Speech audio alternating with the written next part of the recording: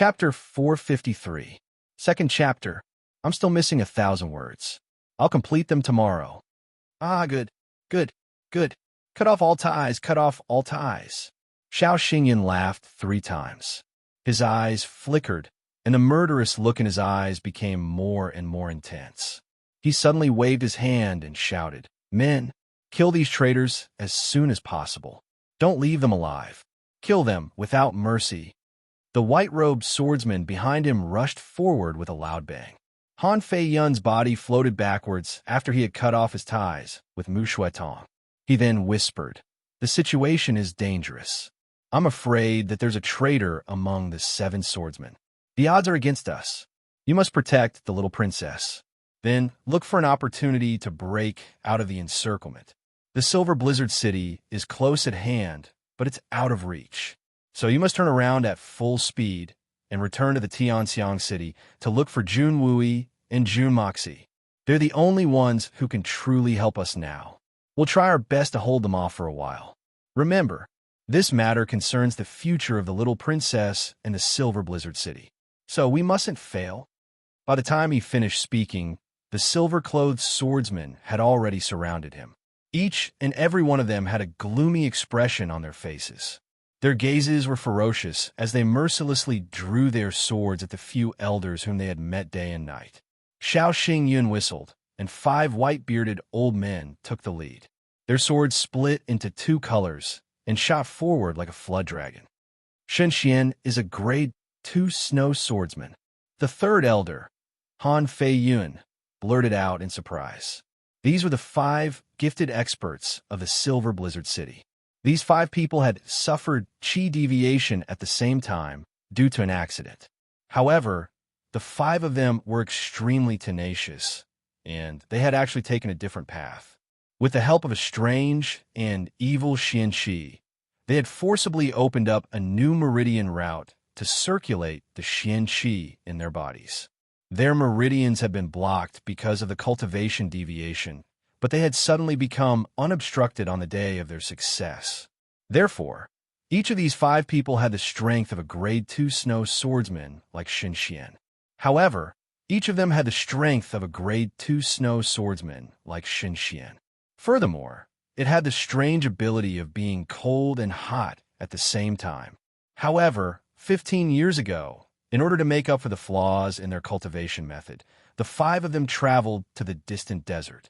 Since then, there had been no news of them. Everyone in the Silver City had thought that these 5 people had met with misfortune and were buried in the yellow sand. They hadn't expected that they would unexpectedly appear here. Why? The 3rd elder was shocked. He quickly jumped back, and his eyes were filled with astonishment. "Why are you here? Didn't you die in the Gobi Desert 15 years ago?" The 5 of them were expressionless, as if they didn't know who the person in front of them was. Their long swords formed a colorful sword net, and with a biting, cold, killing intent, they came crashing down. The 7 swords of the Silver City roared at the same time. Then, their swords interweaved to form a brilliant net of swords. He wanted to give the 3rd elder some time to make arrangements. The 5th elder's white beard fluttered in the wind. His long sword was like a dragon as it flew towards Xiao Xingyun, the elder brother whom he had always revered. Although the sword light was venomous, there were tears in his eyes. Xiao Xingyun's eyes were filled with a cruel and venomous look. He suddenly drew his sword, and the sword light rose sharply. A cold light radiated in all directions as he mercilessly attacked with all his strength. Xiao Xingyun had brought a large number of people with him this time. In fact, there were nearly 100 of them. Moreover, most of them were Earth Xian and Tian Xian senior swordsmen. There were also himself and the double-colored snow swordsman, the 6 Shun Xian experts. It was clear that they wanted to kill the 3rd elder and his team. On the other hand, the 3rd elder had traveled a long distance in order to return to the Silver City as soon as possible. So, he and the 5th elder were the only 2 Shan Xian experts who could still put up a fight. The might of the 7 swords of the Silver City's sword formation was extremely impressive. In fact, it would have been able to resist the 5 swordsmen of the Shun Xian experts if they were to face them. However, The enemy's numbers were simply too many. In fact, they were drowned in a tide of people in the blink of an eye. Mu Shuetong held his long sword in one hand, and Han Yinming in the other. He was concentrating on dealing with the enemy's attacks. He was trying to find even the slightest gap. Everyone's lives weren't important at the moment. The safety of the Silver City was the most important. The Silver City would know the truth as long as he and Han Yinming could break out of this place. The Xiao family's conspiracy couldn't succeed. Mu Shuetong also believed that he was the best candidate to escape with the little princess. The third elder would certainly be more confident in breaking out of the encirclement with the little princess. However, he wouldn't be able to stop the enemy's pursuit.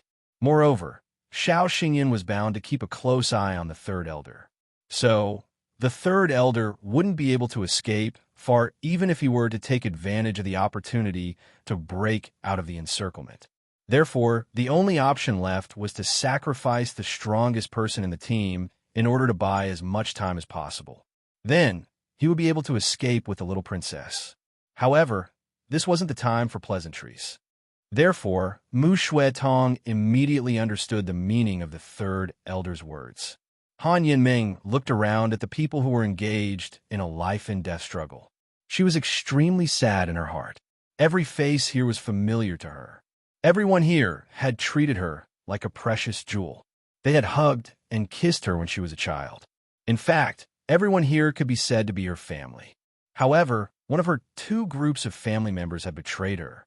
Moreover, they were engaged in a life-and-death struggle with the people who were protecting her. We were born of the same root. So, why are we so anxious to kill each other? Tears welled up in Han Yinming's eyes. She didn't know why this was happening in her pure heart. She only knew that the sky had changed. The third elder steeled his heart as he slowly retreated. The fifth elder and the 7 swords of the Silver City had gradually taken on the majority of the battle. However, the third elder's entire body suddenly emitted a fierce sword light. It seemed as if the sun had suddenly risen to the sky in the middle of a pitch-black night. 10,000 sword lights poured down like the Milky Way. The third elder had used his full strength in this sword attack. It was a fight of life and death. Mu Shuetong didn't utter a word. He rushed forward with Han Yinming. He rushed towards the direction that the third elder's sword light had pointed towards. Xiao Xingyan felt that something was amiss. He roared, "Stop them! Capture that little slut!" Then he turned to the other side and roared, "Attack!" As soon as these words were spoken, the situation on the battlefield suddenly changed. The last of the 7 swords of the Silver City suddenly changed the direction of his sword light and stabbed at his subordinates. They had lived together for many years. A few blood-curdling screams resounded. 3 of the 7 swords of the Silver City stared in disbelief. Blood spurted out of their chests as they slowly turned around to look at their youngest brother. Their eyes were filled with grief, anger, and confusion. That man's eyes exposed a look of guilt. His expression was complicated as he whispered, "I'm sorry. I'm a member of the Xiao family." The 3 of them revealed a look of understanding in their eyes. Then they calmly fell to the ground. There wasn't the slightest trace of resentment on their faces even at the moment of their death. Perhaps they still regarded him as their own brother, even in death. The last expression in the eyes of the 3 was one of boundless pain. "Ah!" The third elder roared as he saw the situation change. He had already guessed that such an unforeseen event would happen, but he still couldn't bear it. He crazily spouted blood from his mouth. His white beard was covered with speckles of blood. Suddenly, he swung his sword to the left and to the right. 2 perfectly round sword lights suddenly shot out. Several people cried out in alarm as their blood splashed everywhere. 2 of them couldn't dodge in time and were chopped in half at the waist. The third elder, Han Fei Yun, roared. His body was wrapped in sword light as he rushed out like a whirlwind with Mu Shuetong and Han Yinming in tow. Then, Han Fei Yun turned around as soon as he got out of the encirclement and shielded Mu Shuetong and Han Yinming behind him. It seemed as if he could hold off 10,000 enemies by himself. Then, he roared, "Who dares to come up? Fight me to the death." Mu Shuetong dragged Han Yin Meng behind him. He didn't even turn his head as he fled into the distance like a wisp of smoke. Han Yin Meng's delicate and anxious voice was heard from afar. Third grandfather. But the third elder couldn't hear her at this moment. His eyes were firmly fixed on the youngest of the 7 swords of the Silver City. His eyes were filled with hatred, as if he wanted to eat him alive. This villain who had killed his own brother would have been sliced into pieces 10,000 times by now if looks could hurt people. Why? The third elder's body trembled. His eyes were sparkling with tears, but he still had the innocence of a child. He slowly stepped forward. Why? Wan Chengguang. Why? Why did you do this? The old city lord brought you back to the Silver City out of kindness when you fainted under the snow-capped mountain. He nurtured you with great care and even made you one of the 7 swords. So why did you do this? This 100-year-old old man had been stimulated to the point of shedding tears in the past few days. It could be seen how severe these successive blows had been. The third elder couldn't bear it, even though he had cultivated his mind for nearly 100 years. Wan Chengguang's face turned pale under the third elder's contemptuous gaze. He couldn't help but take a step back. His eyes were filled with guilt as he muttered, I didn't want to do this. Third brother, I'm actually a member of the Shao family. My name is Shao Jianguang. What happened back then was... Haha. Han Fei Yun, haven't you been wondering how I got this information? You should understand now, right? Haha. This is one of the most important hidden pawns of our Shao family.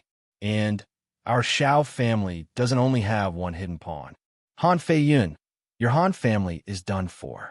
Quickly get out of the way. I'll leave your corpse intact on account of our past friendship. Ha ha ha. Shao Xingyun, do you think that's possible? The third elder had chosen the narrowest place in the valley.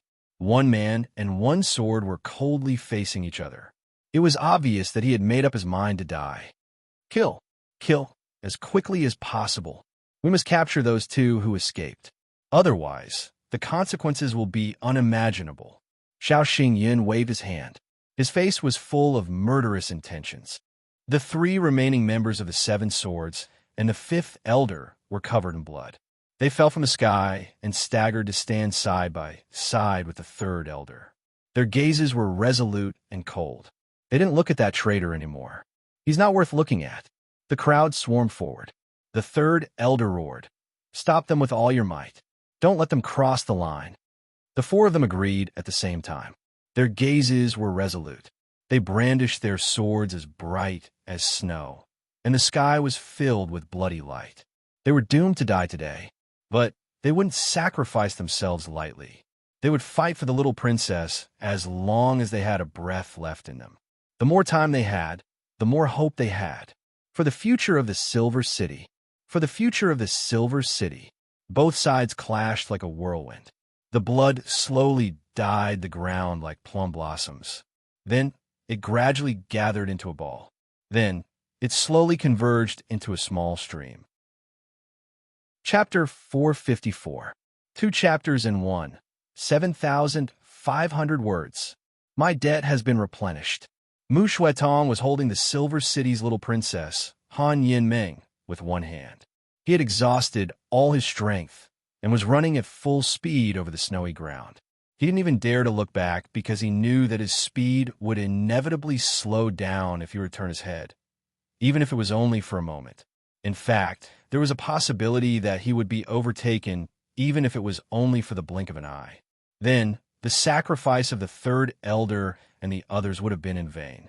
Therefore, he had been blindly running away in grief and indignation with all his might. He could hear the sound of an explosion coming from behind him. It was as if the mountains were collapsing and the earth was splitting. It was the sound of a Shun Xian expert using his full strength. In fact, he was using every ounce of his potential to attack the enemy with all his might. Mu Shuetong's cultivation was only at the Tianxian level. However, he was the son of a famous family. Moreover, there were many Shun Xian experts in the Silver City. Therefore, he was able to understand the sound of such a sound. Then, the third elder's shrill laughter came from afar. Shao Xingyun, are you satisfied now? Ha ha ha. Xiao Xingyun's furious voice echoed. You want to risk your life? Everyone, attack with all your strength. Chop him into pieces. Then there was an unusually chaotic sound of weapons clashing. However, the sound was quite weak due to the distance. Then a long and miserable howl resounded throughout the snowy peak. Then the third elder's resolute voice echoed. Come on, accompany me to hell. Ha ha! Boom! A violent explosion was heard, followed by a series of blood-curdling screams. Mu Shuetong's eyes were streaming with tears. He knew that the third elder, Han Fei Yun, had sacrificed himself to the point that his body was smashed to pieces. The third elder didn't even leave his corpse intact in order to delay for as long as possible. Mu Shuetong flew up with Han, Yinming in tow. Whooshing sounds were heard as they passed through the dense pine forest. They left faint footprints in 3 directions. Then he took a deep breath and unleashed his full strength. He flew 80 feet away like a meteor. Then he brought Han, Yinming with him, and fell down a cliff. Then he disappeared from sight. Setting up a diversion here was the best way to escape. Xiao Xingyun arrived at the scene as light as a feather after a short while. He carefully looked all around and waved his hand furiously. Search carefully. There were footprints in the snow. They couldn't have gone far. Split into 3 groups and search carefully. Now that only the thief is left, he won't be a problem. Search every inch of this land. They had to find them even if they had to dig 3 feet into the ground. If you find him, don't leave him alive. Kill him without mercy. Jun Moxie and Jun Daxiao had a good sleep. They slept all the way until next day. It felt like it had been a long time since he had such a satisfying sleep. Air was guarding the door for him. This little girl was very responsible. No one was allowed to go in and disturb the young master's sleep. Then, a servant came to report that a man named Bailey Luo Yun had come to see him after lunchtime. Jun Moxie stretched his waist and sat up. He then muttered, He arrived earlier than I had expected. He arrived 3 days earlier. He then stood up and said, I'll personally go out and see that brat. Bailey Luo Yun was a young genius of the Bailey clan. His entire body was covered with dust, and his face was weary. However, his eyes were filled with an unusual firmness and sharpness. Moreover, his body also had a bit more ruthless temperament than before. Bailey Luo Yin was just standing there. However, his entire body was emitting a cold and imposing aura. This made the guards of the Jun residence feel very uncomfortable. So, they couldn't help but raise their guard to the maximum. It must be known that the Jun family was a military family. So, even the guards of the Jun residence had been to the battlefield. They had used swords and spears. So, one could well imagine the sharpness of his aura if he could shake these experienced warriors. A trace of surprise flashed in Bailey Luo Yun's eyes when he saw that Jun Moxie had personally come see him. He then cupped his fists and said, Young master, I've returned. It's good that you've returned. Jun Moxie smiled faintly. How did the matter go? I've killed all 50 of them. Not a single one of them was left behind. Moreover, there's no trace of them apart from a few lines of the poem. Bailey Luo Yun replied faintly. However, his tone was filled with incomparable self-confidence and arrogance. Well done. You've worked hard. Jun Moxie patted his shoulder. I've arranged a place for you. So, you should take a good rest. We'll talk about the other matters later. Jun Moxie frowned. Bailey Luo Yun's position hadn't been arranged properly. I could clearly feel his arrogance a moment ago. This is unacceptable. It's not a good thing for an assassin to be so arrogant. Young master, I don't know my father and the others. Bailey Luo Yun asked in a somewhat hesitant manner. I said that we'll talk about the other matters later. Didn't you hear me? Jun Moxie's complexion sank. He looked at Bailey Luo Yun with a profound look in his eyes. His gaze was full of authority. Bailey Luo Yun suddenly understood. His complexion turned green as he bowed respectfully. Luo Yun obeys. Jun Moxie smiled. This is your filial piety. I'll only do it this once. There won't be a next time. Bailey Luo Yun replied respectfully. Thank you for your magnanimity, young master. The emperor doesn't need hungry soldiers. So, I'll fulfill my promise to you. They've arrived at the Tianxiang city 3 days ago. I've already arranged a place for your father to stay. Forget it. You'll feel uneasy if you don't see your father. So I'll take you there. Come with me. Jun Moxie stepped out of the door and led him to the back. Bailey Luo Yun was a smart man. So, he only needed to remind him once. He didn't need to say anything, nor did he need to explain anything. Everyone was well aware of the situation. There was a large house not far from the Jun family's residence. Luo Yin Mansion. The 3 glittering words hung high in the sky. Under the sunlight, they looked resplendent and magnificent. Several guards were standing at the entrance. They were full of vigor and had sturdy statures. Bailey Luo Yun's father was comfortably sitting on a recliner in front of the courtyard. He was dressed in a luxurious Xianbi skin robe. There was a look of contentment and happiness on his face. Behind him, there was a pretty little maidservant who was diligently massaging his shoulders. In the courtyard, there were also a few maidservants who were diligently cleaning up. Bailey Luo Yun was pleasantly surprised to find that his father's complexion was much better than before. In fact, his complexion had become rosier. In fact, his entire body was glowing with a healthy luster. In fact, it seemed as if he had been reborn. In fact, it seemed as if he had become several years younger. Even the wrinkles on his face had lessened. This will be your home from now on. Bailey Luo Yun's home. Jun Moxie smiled and said in a soft voice, "My home." Bailey Luo Yun was dumbfounded. "Home? I used to have a home. But that home of the Bailey family was filled with painful memories. It was a cage that I couldn't break free from. In fact, it didn't feel like a home at all. How could I have imagined that I would have a home here? A brand new home. A home that belongs to me and my father." Bailey Luo Yin suddenly felt a warm feeling as he looked at the flowers and trees in the courtyard. He felt warm even though it was already November. His ice-cold heart had also become warm. Jun Moxie smiled faintly. He then quietly withdrew. He left Bailey Luo Yun to enjoy the taste of home by himself. Jun Moxie understood this feeling. Therefore, he didn't want to disturb him. Bailey Luo Yun rushed out after a while. He had an excited look on his face. He saw Jun Moxie and suddenly straightened his body. Then, he solemnly knelt down with a solemn look on his face. Jun Moxie supported Bailey Luo Yun with his left hand. Then he raised his hand and propped him up. Bailey Luo Yun was about to kneel down. Jun Moxie then said in a gentle voice, "What are you doing? I've arranged everything for you since you followed me. I've made sure that you don't have to worry about anything. This is a matter of course. You don't need to do this. I want an arm to work for me, not a worm that kowtows to me." Then, he forcibly pulled Bailey Luo Yun up. Perhaps young master feels that it's only right and proper. But it's a great favor for me, Bailey Luo Yun said in a serious manner. He looked at Jun Moxie with reverence in his eyes for the first time. However, there was also a bit of respect in his eyes.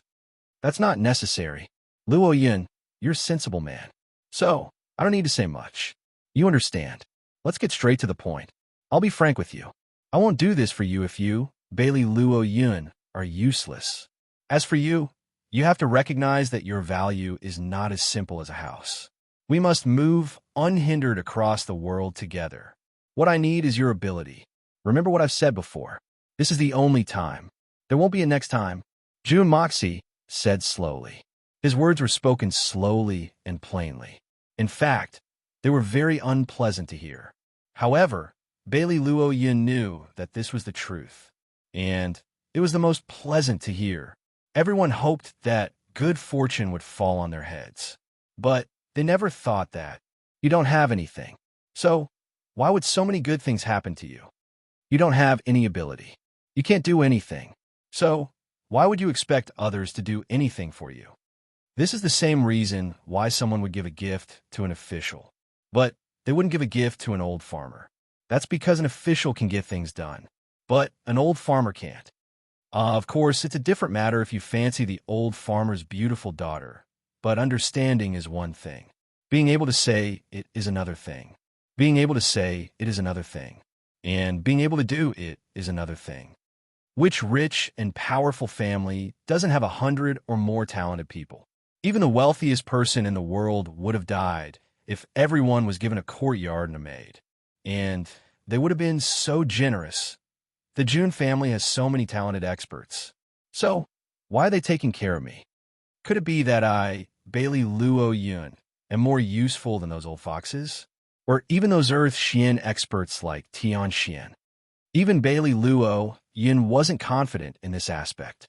Therefore, Bailey Luo Yun nodded heavily. He didn't show his emotions on his face. Instead, he resolutely said, I understand. Not bad. It seems that your Xian Qi has advanced by another level. You were at the peak of Yu Xian the last time I saw you. But you're at the peak of the primary Earth Xian level now, right?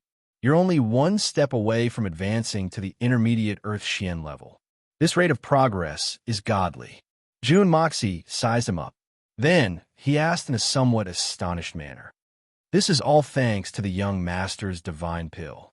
I broke through the bottleneck of Yu Xian level in an instant after I ate it, and I ascended to the Earth Xian level. Then, I circulated my Xian Qi to absorb the power of the pill. Even I couldn't believe it when I finished absorbing it. It was only the power of one pill, but it was able to make me advance by so much. It's truly a divine pill. Bailey Luo Yun seemed very excited as he talked about this matter. He recalled the time when his body had started to emit a hazy yellow light. His hands and feet had started to tremble in excitement, and he couldn't help but blush. How could the young master's divine pill increase your strength by 10 years? It's a divine pill that can make a breakthrough. Jun Moxie opened his eyes wide. He then opened his mouth, but he was left speechless. What kind of person has such a life? Many people have taken the 10 years pill before, but none of them have made such a terrifying advancement. But this guy has advanced by taking a 10 years pill. Moreover, he's reached the next bottleneck. It seems that he'll reach the intermediate Earth Xian level very soon. This is too fast. Of course, this kind of astonishing progress was still far from being comparable to Jun Moxie's leap of 7 or 8 levels. But Jun Moxie understood this in his heart. I've been able to leap more than 10 levels in one go because I have the Hong Jun Pagoda. This is the ultimate cheating tool. Moreover, my body is constantly being transformed by the spirit Qi. But Bailey Luo Yin doesn't have anything. He's only relying on his innate talent. But this kind of innate talent is too abnormal. This kind of innate talent is worth investing in. The only bad thing about this kid is that he can't follow orders without any mistakes. But these rules need to be established bit by bit. The canal will be formed when the time comes. This is the new task I'm giving you. You'll be in charge of these training exercises in the coming days. You'll develop your body in an all-round way. Jun Moxie handed over a few pieces of paper to Bailey Luo Yun. The paper was filled with drawings of the human body's postures and explanations. Each and every one of these postures was strange. In fact, they were beyond the limits of the human body. Bailey Luo Yun's eyes lit up as he looked at them. An ordinary person would have thought that these postures were unimaginable.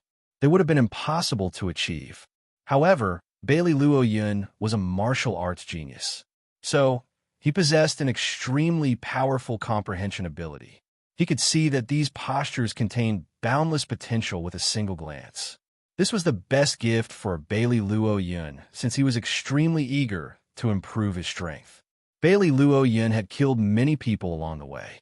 So, he had gradually fallen in love with this kind of exhilarating feeling. However, he would only be able to enjoy this kind of exhilarating feeling for a long time if his strength was strengthened step by step. Therefore, Bailey Luo Yun didn't hesitate to accept the task. This is a list of names. You must remember the names of the people on it. You must go out and kill one person after every 3 days of training. A cruel glint flashed in Jun Moxie's eyes. It's up to you to decide who you want to kill. These people are all our enemies. But there's no need to hurry. You can take your time to clean them up. You don't need to be in a hurry. Do you understand? Jun Moxie said slowly. Bailey Luo Yun nodded in a dignified manner. He then carefully placed the paper in his bosom. I hope that you'll be able to reach the peak of the Earth Xian realm in 3 months. Jun Moxie clasped his hands behind his back. He then turned around and walked away. Then he left behind these words, "I'll help you break through the Earth Xian realm at that time. You'll reach the peak of the Tian Xian primary level, or even higher. I hope that you won't disappoint me." Bailey Luo Yun's body trembled. His eyes emitted a blazing radiance. Jun Moxie heard the distant sound of Guan Qinghan's flute when he returned to the small courtyard. It seemed as if she was weeping and complaining. However, she still felt a heavy pressure. In fact, it seemed as if she couldn't bear such a heavy burden. Jun Moxie sighed and shook his head. Then, his gaze fell on the two crazed figures in the small courtyard. They were the two crippled youngsters who had bitten off their own fingers to write a letter of blood. These two youngsters had lost their tongues, and one of them had lost an arm. Moreover, he had lost his right arm. Jun Moxie had given them a training method before he had left for the Southern Heaven region. However, he had double the amount of training that they could endure at their age. These two youngsters' bones weren't very good, so they wouldn't necessarily have a future even if they practiced martial arts with all their heart and soul. Therefore, Jun Moxie wanted them to back off in the face of difficulties. However, what surprised Jun Moxie was that these two skinny youngsters could be blown away by a gust of wind. However, they had persevered. Moreover, they had automatically increased the amount of training by 4 times. If the Heaven Destroyer and Spirit Devourer teams were using their limits to train themselves, then these two youngsters were using their lives to train every day. Unless they died during the training, they would not fall behind in the task of training by 4 times. As long as they felt that they had recovered even a little bit of strength, they would immediately throw themselves back into training. 3 months were like one day. The wooden stakes that Jun Moxie had buried for them had been broken by them several times. Now, as Jun Moxie watched them train themselves, he couldn't help but feel a chill in his heart. Surprise. This was the surprise that belonged to the evil monarch. Da Xiao was also a human. Even though he had 2 lifetimes of experience, even though he had a cheating tool like the Hongjun Pagoda, he was still a human. He would also be surprised by things that exceeded his expectations. These two 11 or 12-year-old youngsters were abnormally frail. However, when they fought, they were like 2 wolves fighting each other. 2 hungry wolves. There wasn't a trace of hesitation. There wasn't any mercy. Every punch and every kick was aimed at a fatal spot. Often, when one of them was kicked down, he would twitch on the ground for a long time. As for the other, he just watched from the side with a cold and emotionless gaze. Not to mention helping the other, it was already good enough if he didn't kick the other a few times. As for the injured one who fell to the ground, he would immediately jump up and fight again as soon as he recovered a little.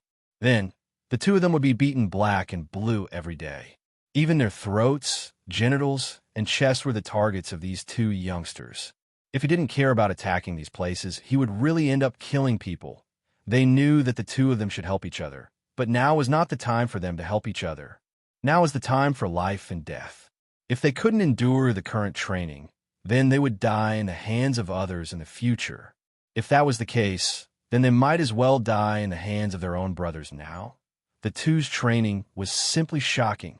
If these 2 children were to be compared with Bailey Luo Yun, other than the huge difference in aptitude, their killing intent was not much different, especially their cruel nature, which was even more prominent. All 3 of them had the character of an assassin that Jun Moxie had identified. The 3 great assassins. Grandpa Jun had come to see them once before. When he returned to his study, the horror had yet to subside. In the words of Grandpa Jun, these 2 youngsters are simply not human. For an old general who had spent his entire life on the battlefield to be shocked to such an extent, it could be seen how ruthlessly these 2 youngsters had trained. Before Jun Moxie left, his small courtyard was still clean. Moreover, after experiencing the fierce pressure from the spiritual energy of heaven and earth, the ground had transformed into something harder than steel. However, when he returned this time, he found that the ground had become filled with countless potholes. Although the degree of change was not that great, it was still damaged. And this destruction was obviously caused by these 2 little fellows using their own bodies. This kind of hard ground that would not even leave a mark on with a hammer had been turned into such a state by these 2 youngsters in 3 months of training.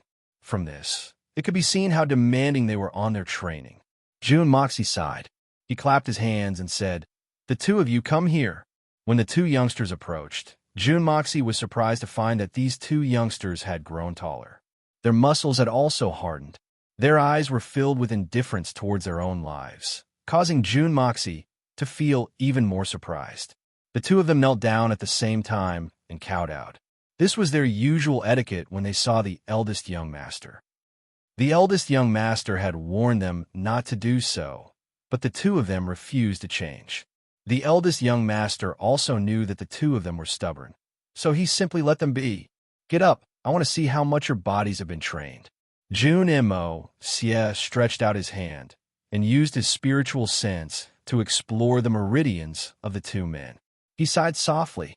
It was true that these two youngsters had trained very hard. No one could deny that their body's strength and coordination had greatly improved during this period of time. However, the innate limitations of these two youngsters were still there. Their aptitudes and Bailey Luo Yun's were two extremes. The difference was like heaven and earth, like the difference between cloud and mud.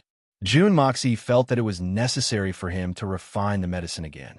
Da Xiao took out 2 10-years pills from his bosom and said, "Take them. Then, practice according to the Xian Qi circulation." With their aptitudes and the foundation that they had built up in 3 months, they would suffer a great deal of pain if they used the 10-years pills rashly. In fact, they would suffer 10 times more pain than an ordinary person would. However, after Jun Moxie had seen their training, he knew that these two youngsters were born to be ruthless. Others might not be able to endure it, but these two youngsters were definitely not a problem. Sure enough, after the two of them took the pills, there was a reaction in a very short period of time. They had only started cultivating their Xian Qi for 3 months, and their Xian Qi was only at the 2nd or 3rd level. At best, they were at the same level as when Da Xiao had just crossed over to this world. However, this 10-years pill was a heaven-defying pill that even a silver Xian expert would suffer for a long time. However, if they relied on their willpower to endure it, their meridians would expand to an exaggerated extent. The more they endured, the more they would receive. Just like an expert like Shan Xian, it did not matter if he ate the 10-years pill or not. There would not be much of a reaction, and he would be able to absorb 10 years of Xian Qi. However, that was only 10 years of pure Xian Qi. However, with the weak meridians of these two youngsters, if they were able to endure it, it would be tantamount to having an exceptionally valiant start. Even if their aptitudes were poor, it could still be made up for. Under the watchful eyes of Jun Moxie, the muscles of the two youngsters swelled up in pain. Their teeth were clenched so hard that they made grinding noises, but the two of them were still able to endure it without making a single groan. They could only endure it in silence, fighting against this kind of immense pain that even adults in their 20s would find hard to endure. Sweat poured down like rain. Jun Moxie looked at their frail bodies. When he saw their trembling, broken arms, Jun Moxie suddenly thought of a blade technique. Left-hand blade. Single-arm blade technique. Each blade was swift and fierce, and each strike was fatal. This blade technique came from a martial arts senior in his previous life. That senior was famous for his blade techniques, and his strength could be said to be unparalleled in the world. Unfortunately, he was ambushed by his enemies and his right hand was chopped off. However, they deliberately did not kill him because he had lost his right hand. His exquisite blade technique was equivalent to crippling himself, and it would be difficult for him to fight again. His enemies intended to turn him into a cripple and bring shame to the world. However, that senior was not discouraged. After pondering over the painful experience, with supreme perseverance, he spent 10 years to create a set of extremely exquisite left-handed saber techniques. After he mastered the blade technique, he returned to the world and killed his enemies with every blade. In the past, when he was at his peak, he was not a match for his enemies. However, when he used this single-arm blade technique, his enemies did not even have the ability to fight back. From this, one could see how domineering this blade technique was. However, the process of practicing this blade technique was extremely dangerous. Each move was reversed and unimaginable. If one was not careful, they could cut themselves at any time. This was because every slash would be made from the most unpredictable angle. While the enemy could not guard against it, the process of practicing would also increase the difficulty of one's own cultivation. But now, this single-arm blade technique was undoubtedly the only hope of this disabled youngster. As for the other one who was able-bodied, Jun Moxie also planned to be creative and teach him a strange sword technique. In this way, once the two of them combined their blade and sword techniques, they would definitely be able to display a terrifying power. The pain of the two little fellows lasted for a full hour. In the end, the two of them only twitched on the ground. They did not even sweat.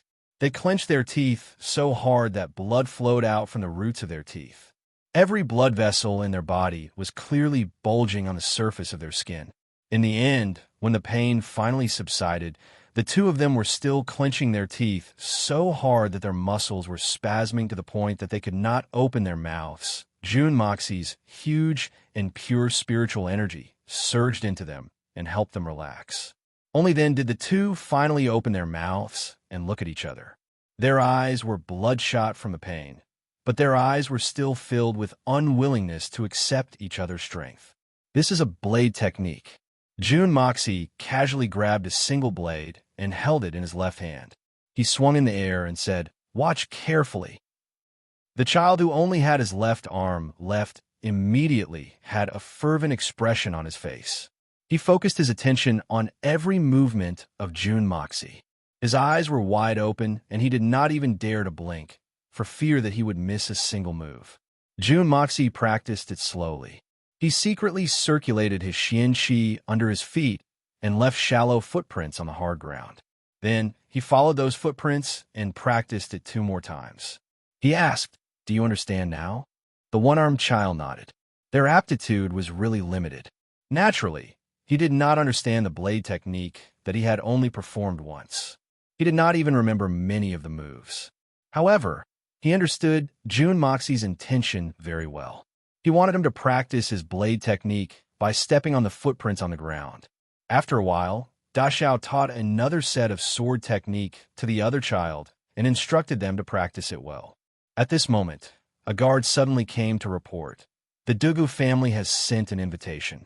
They invite third young master to attend a banquet at the Dugu family today. Jun Moxie was stunned. What? Attend a banquet? What kind of show is this?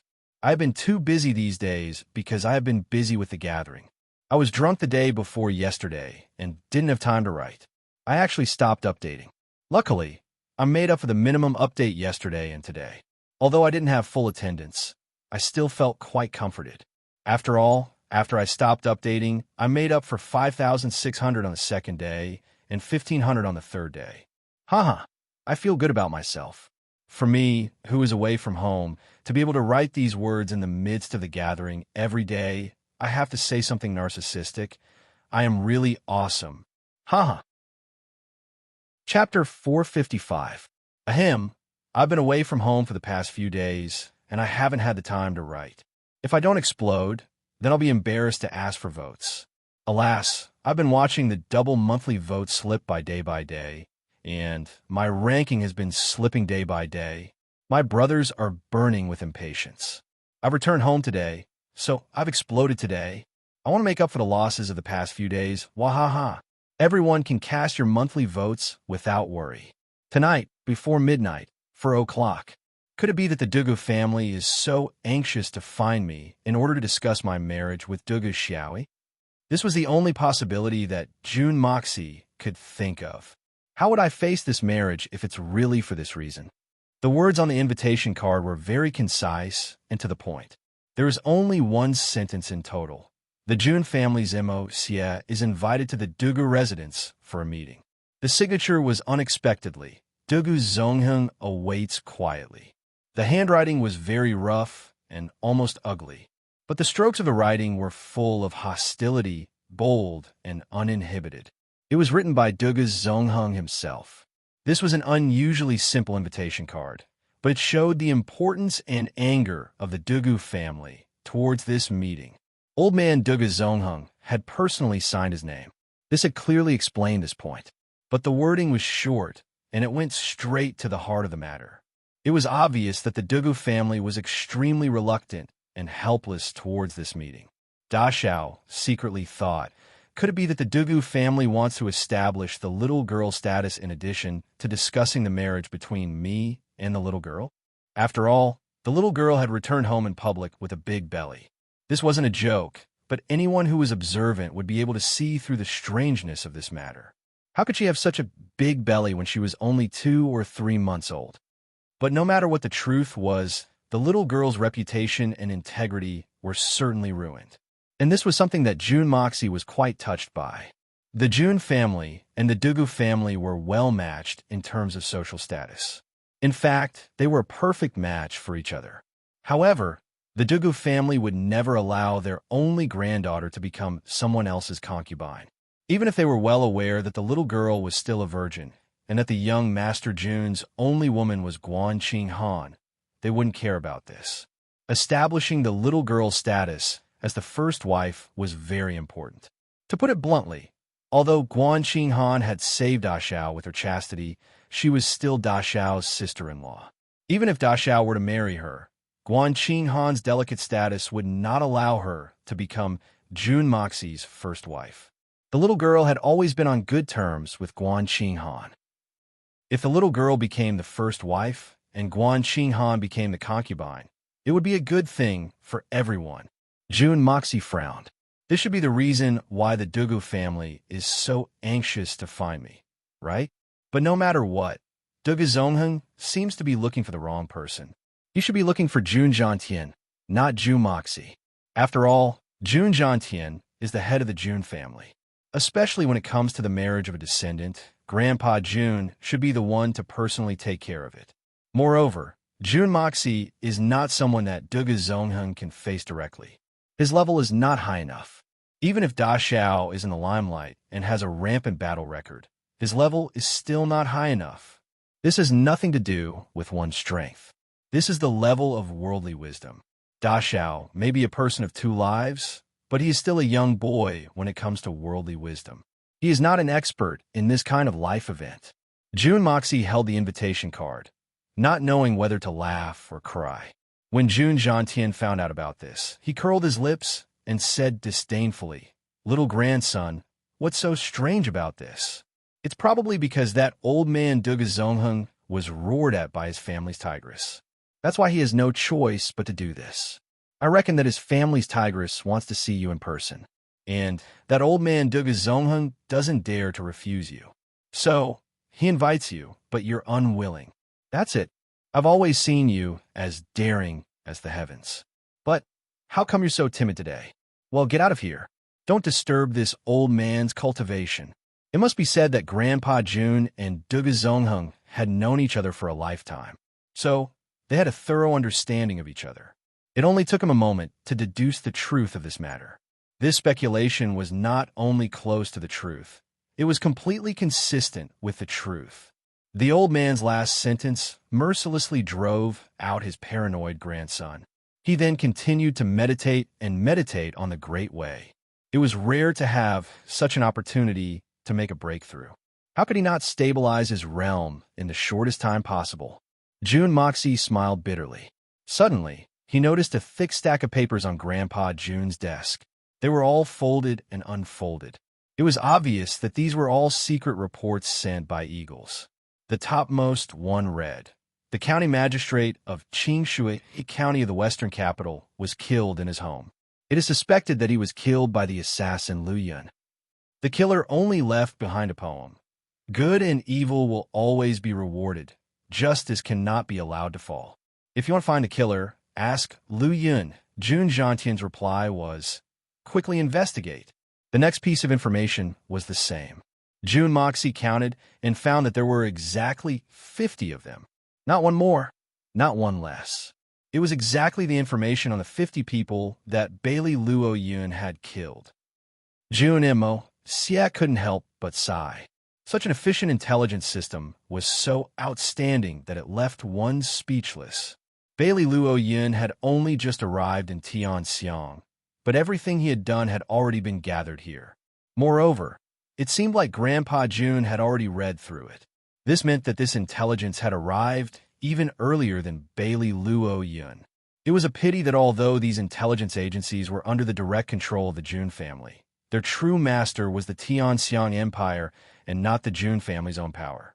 If there was a day when the relationship between the June family and the Tianxiang Empire was broken, these intelligence agencies would not be of any use. June Mo Xie frowned. He put the note back in its original place and slowly walked out. As soon as he came out, he saw the guards at the gate rushing over. Behind them was a grotesquely shaped big fatty. June Moxie was shocked. He could barely recognize that this person was Tang Yuan. It had only been 3 months, and this brother had actually put on weight again. Moreover, it wasn't just a little bit. He had put on a lot of weight. Tang Yuan had originally been a circle, but now he had turned into a triangle. His huge head was impressively pointed at the top of his head. Then it spread down to both sides. Third young master. Tang Yuan became excited as soon as he saw June Moxie. He excitedly threw himself at him, gasping for breath as he tried to give him a bear hug. Stop! June Moxie was startled. What happened to you? How did you gain so much weight? He looked him up and down. Then he frowned. I could clearly see your calves before, but now I can't even see your feet. Ahem, don't mention it. Tang Yuan looked like he couldn't bear to look back. Brother, it's been tough these days. I've been forced to lose weight. What? Forced to lose weight? June Moxie finally cried out in surprise. Forced to lose weight actually reduced you from 300 pounds to 400 pounds? Wrong. Tang Yuan sternly pointed out June Moxie's mistake. If it was 400 pounds, perhaps I wouldn't be so depressed. This time, it was from 360 pounds. Now, it's 524 pounds. CK. June Moxie's mouth was agape. After a long time, he cried out, from 360 pounds to 524 pounds in 3 months, a full 160 pounds. Damn it, even if I fed hormones to pigs, they wouldn't be able to gain so much weight in 3 months. Feed pigs, Tang Yuan said unhappily. I have a special reason for this. What special reason? Could it be? June Moxie blinked. It had to be said that the word fat couldn't be used to describe Fatty Tang's current physique. It should be called terrifying. Sun Xiaomei has been forcing me to lose weight every day. Tang Yuan wanted to cry, but had no tears. Every morning, she would take a whip and wake me up to run. Every day, she would make me go out to exercise. Nobody in the family is on my side. Everyone is rushing to cooperate with that woman. Why is my life so bitter? Even in the aristocratic hall, there are people following and supervising me. I still don't understand. It's a very normal and effective way to lose weight. Why are you doing it? June Moxie was even more puzzled. Big brother, I do exercise, but I get hungry afterward. I'm very hungry. Tang Yuan gritted his teeth and shouted. I get hungry every time I exercise. I used to eat 3 meals a day before I lost weight. I could eat 16 buns per meal. But now, I have to eat 9 meals a day. I have to eat 10 steamed buns per meal, and that's not counting supper. June Moxie's body swayed, and he almost fell down. His face was full of black lines. What kind of person is this? The legendary envoy of the pure altar doesn't seem to be like this, right?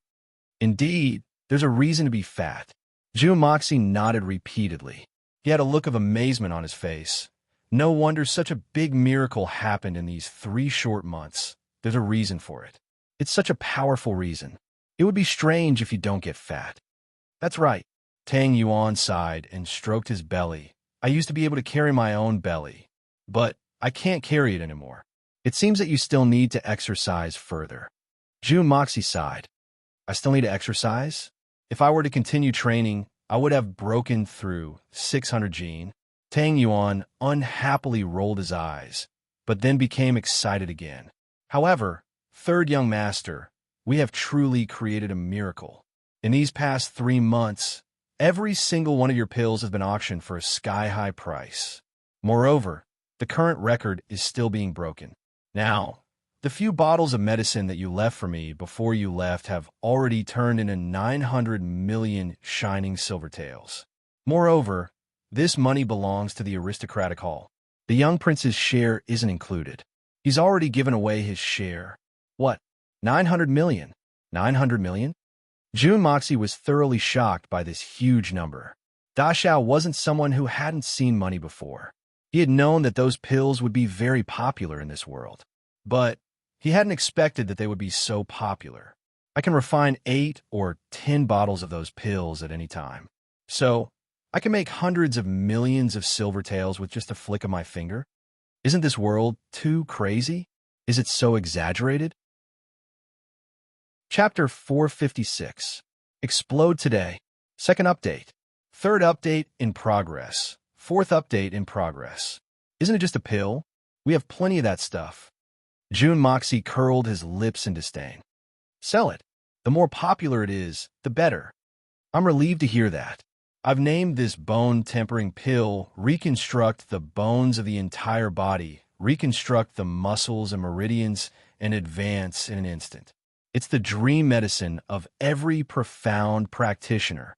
How about it? Isn't it cool? Now, our pills can no longer be described as expensive. Firstly, the effects of your pills are 2F asterisk king miraculous. Secondly, I, your brother, have also put in some effort.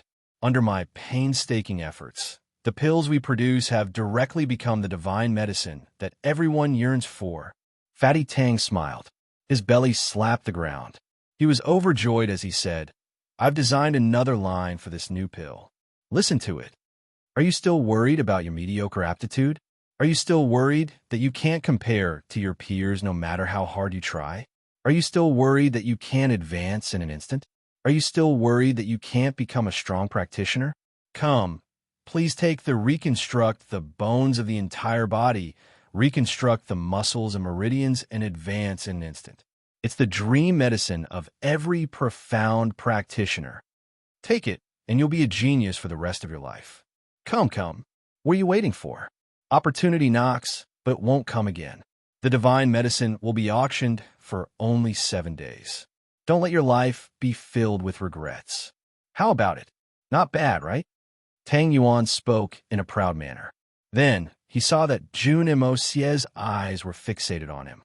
Fatty Tang. You're actually from Earth? Damn it. Why didn't you say so earlier? June Moxie suddenly grabbed his shoulder. His eyes were brimming with tears. What? Earth? What ball? Tang Yuan was startled. He didn't know whether to laugh or cry. You're the ball. Damn it. I have no choice. I want to be so F asterisk king fat. I don't want to be fat either. So it's not. June Moxie sighed in disappointment. But you're too F asterisk king talented. You can even think of such a creative advertising slogan. If you really go to Earth, you will definitely be a genius in the advertising industry. Advertising words? Yes. Only by publicizing it will we be able to sell well. Tang Yuan suddenly understood the meaning of these two words. He couldn't help but look at June Moxie with admiration. Third young master, you are really too talented. Just a casual sentence contains the truth. This brother's admiration for you is like the surging waters of a great river. The moment I see you, my mood is like the surging waves of the sea in the midst of a gale. F asterisk CK. Don't talk nonsense. How are you going to sell this thing? What do you think is a suitable base price? Jun Daxiao waved his hand, not knowing whether to laugh or cry. I'm afraid that the efficacy of this pill is even greater than those elixirs from before. I'll auction 2 pills at once. The base price is 500,000 taels of silver. Tang Yuan revealed a black-hearted smile. He stretched out 5 fingers and said, My preliminary estimate is that it can be raised to at least 5 million taels of silver. You must know that the invitation for this auction is aimed at the aristocratic families with Xian skills. This is what they need the most. June Moxie was completely speechless.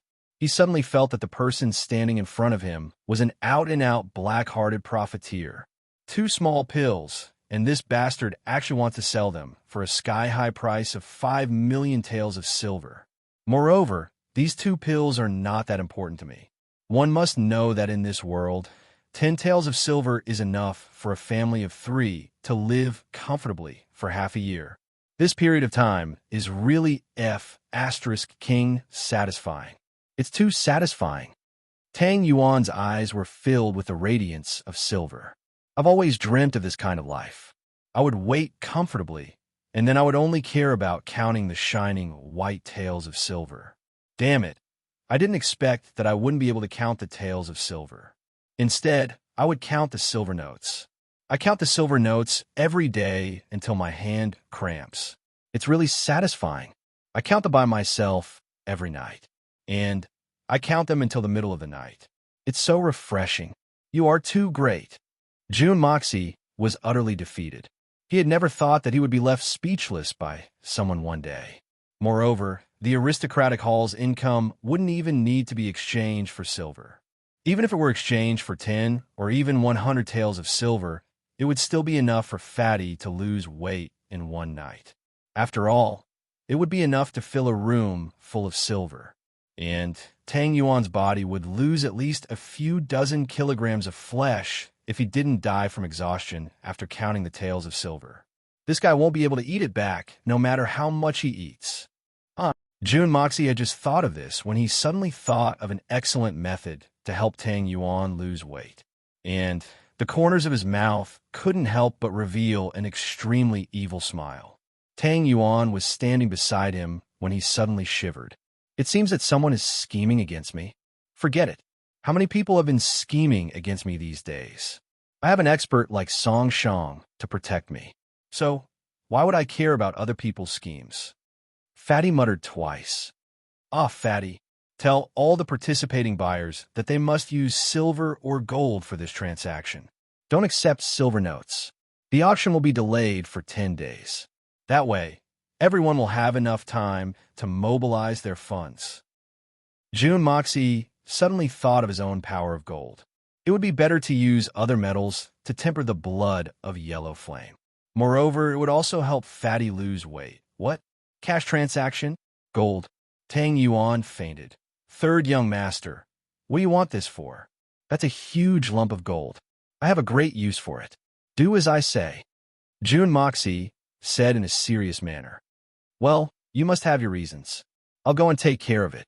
Fatty Tang was somewhat puzzled, but he still readily agreed. But, third young master, you must help me with something first. What is it? It's that bitch, Sun Xiaomei. You don't know this, but I gave half a bottle to Sun Xiaomei. It's the kind of pill that you gave me for women to take, and I've already finished it, but the problem appeared after I finished it. Tang Yuan heaved a long sigh. What's going on? Is there a side effect? Jun Moxie's interest was immediately piqued. Looking at Tang Yuan's expression, it didn't seem to be anything good. AI, that pill is indeed very effective. That bitch's figure has become slimmer. She can even be compared to Princess Raimu. But the problem now is that her face is even uglier. Tang Yuan wanted to cry, but he had no tears to shed. He said, Third young master, you don't know this. Sun Xiaomei can charm thousands of soldiers and horses just by looking at her back. She can then turn around and scare away millions of soldiers. This kind of comparison makes me fall apart, especially when I think about how she's going to be my future wife. I'm falling apart even more. Face? How is it ugly? Jun Moxie was very puzzled. That minor pill was best at nourishing one's and nourishing one's face. How could it make one's face ugly? This was contrary to common sense. Little May, when she was young, she ate something unknown. Then, she suddenly became uglier and uglier, more and more out of shape. AI. In any case, it's the kind that's hard to explain. But ever since she took your pill, her body has changed more and more. It seems that even her bones have become slender. And more slender. I saw that it was effective, so I used my power for personal gain and left her half a bottle. Tang Yuan somewhat embarrassedly looked at Jun Moxie and scratched his head. After a few days, every time I look at her back, I find that she's really becoming more and more enchanting. It's really too beautiful, but her face is becoming uglier and uglier. There are lumps and abscesses, and there are also blisters and whatnot. Third young master, you don't know the pain in my heart. Such a good figure. It's really a pity. When Jun Moxie heard this, he also understood. It seemed that Sun Xiaomei's original sturdy figure was not completely formed innately. It should be that after she ate something, intentionally or unintentionally, it destroyed the yin and yang balance in her body. Therefore, everything developed somewhat in a masculine way. But now, the minor yin pill that he refined was the nemesis of this kind of thing. As a result, Fatty Tang accidentally forced the toxins out of Sun Xiaomei's body. But because he didn't use it properly, the toxins that accumulated over the years were automatically transferred and forced on her face. As a result, her face was too horrible to look at. This created the current delicate situation of looking at the back makes you want to commit a crime, looking at the side makes you want to retreat, and looking at the front makes you want to defend yourself. Don't worry, I'll go take a look later. I believe it's not a big deal. Later, I'll return you a beautiful wife. But Fatty, you have to be careful. What if Sun Xiaomei becomes beautiful and kicks you? Tang Yuan was shocked and said, if third young master didn't mention it, I really wouldn't have noticed it. If that's the case, with that woman's fierce personality, it's really possible. Should we not treat it? He thought about it and said in distress, but if we don't treat it, this face of hers is too unappealing. Sigh, let me think of a way for you. Jun Moxie comforted him and then rolled his eyes. But, Fatty, even blood brothers should settle accounts clearly. Tell me honestly, if nothing happens to your wife, do you plan to let this matter of you abusing your power for personal gain go? Tang Yuan rolled his eyes. You also know the rules of our hall. According to the highest market price of each pill, the price will be doubled and directly deducted from your shares. Jun Moxie said mercilessly, if this kind of situation happens again in the future, all your shares will be confiscated. Don't, third young master. That's silver, shining white silver. That silver is my life. You're plotting against your brother's life. We're brothers. Tang Yuan miserably screamed. It was as if someone had dug out his heart and liver. His heart and liver were in great pain. Snot and tears flowed down his face as he complained. You can't do this. You're too cruel, sob sob. Never in his wildest dreams would he have thought that after extorting the whole world in high spirits, it would be his turn to be extorted the moment Jun Moxie returned. Could this be karma? Then make your choice. Do you want the wife or the silver?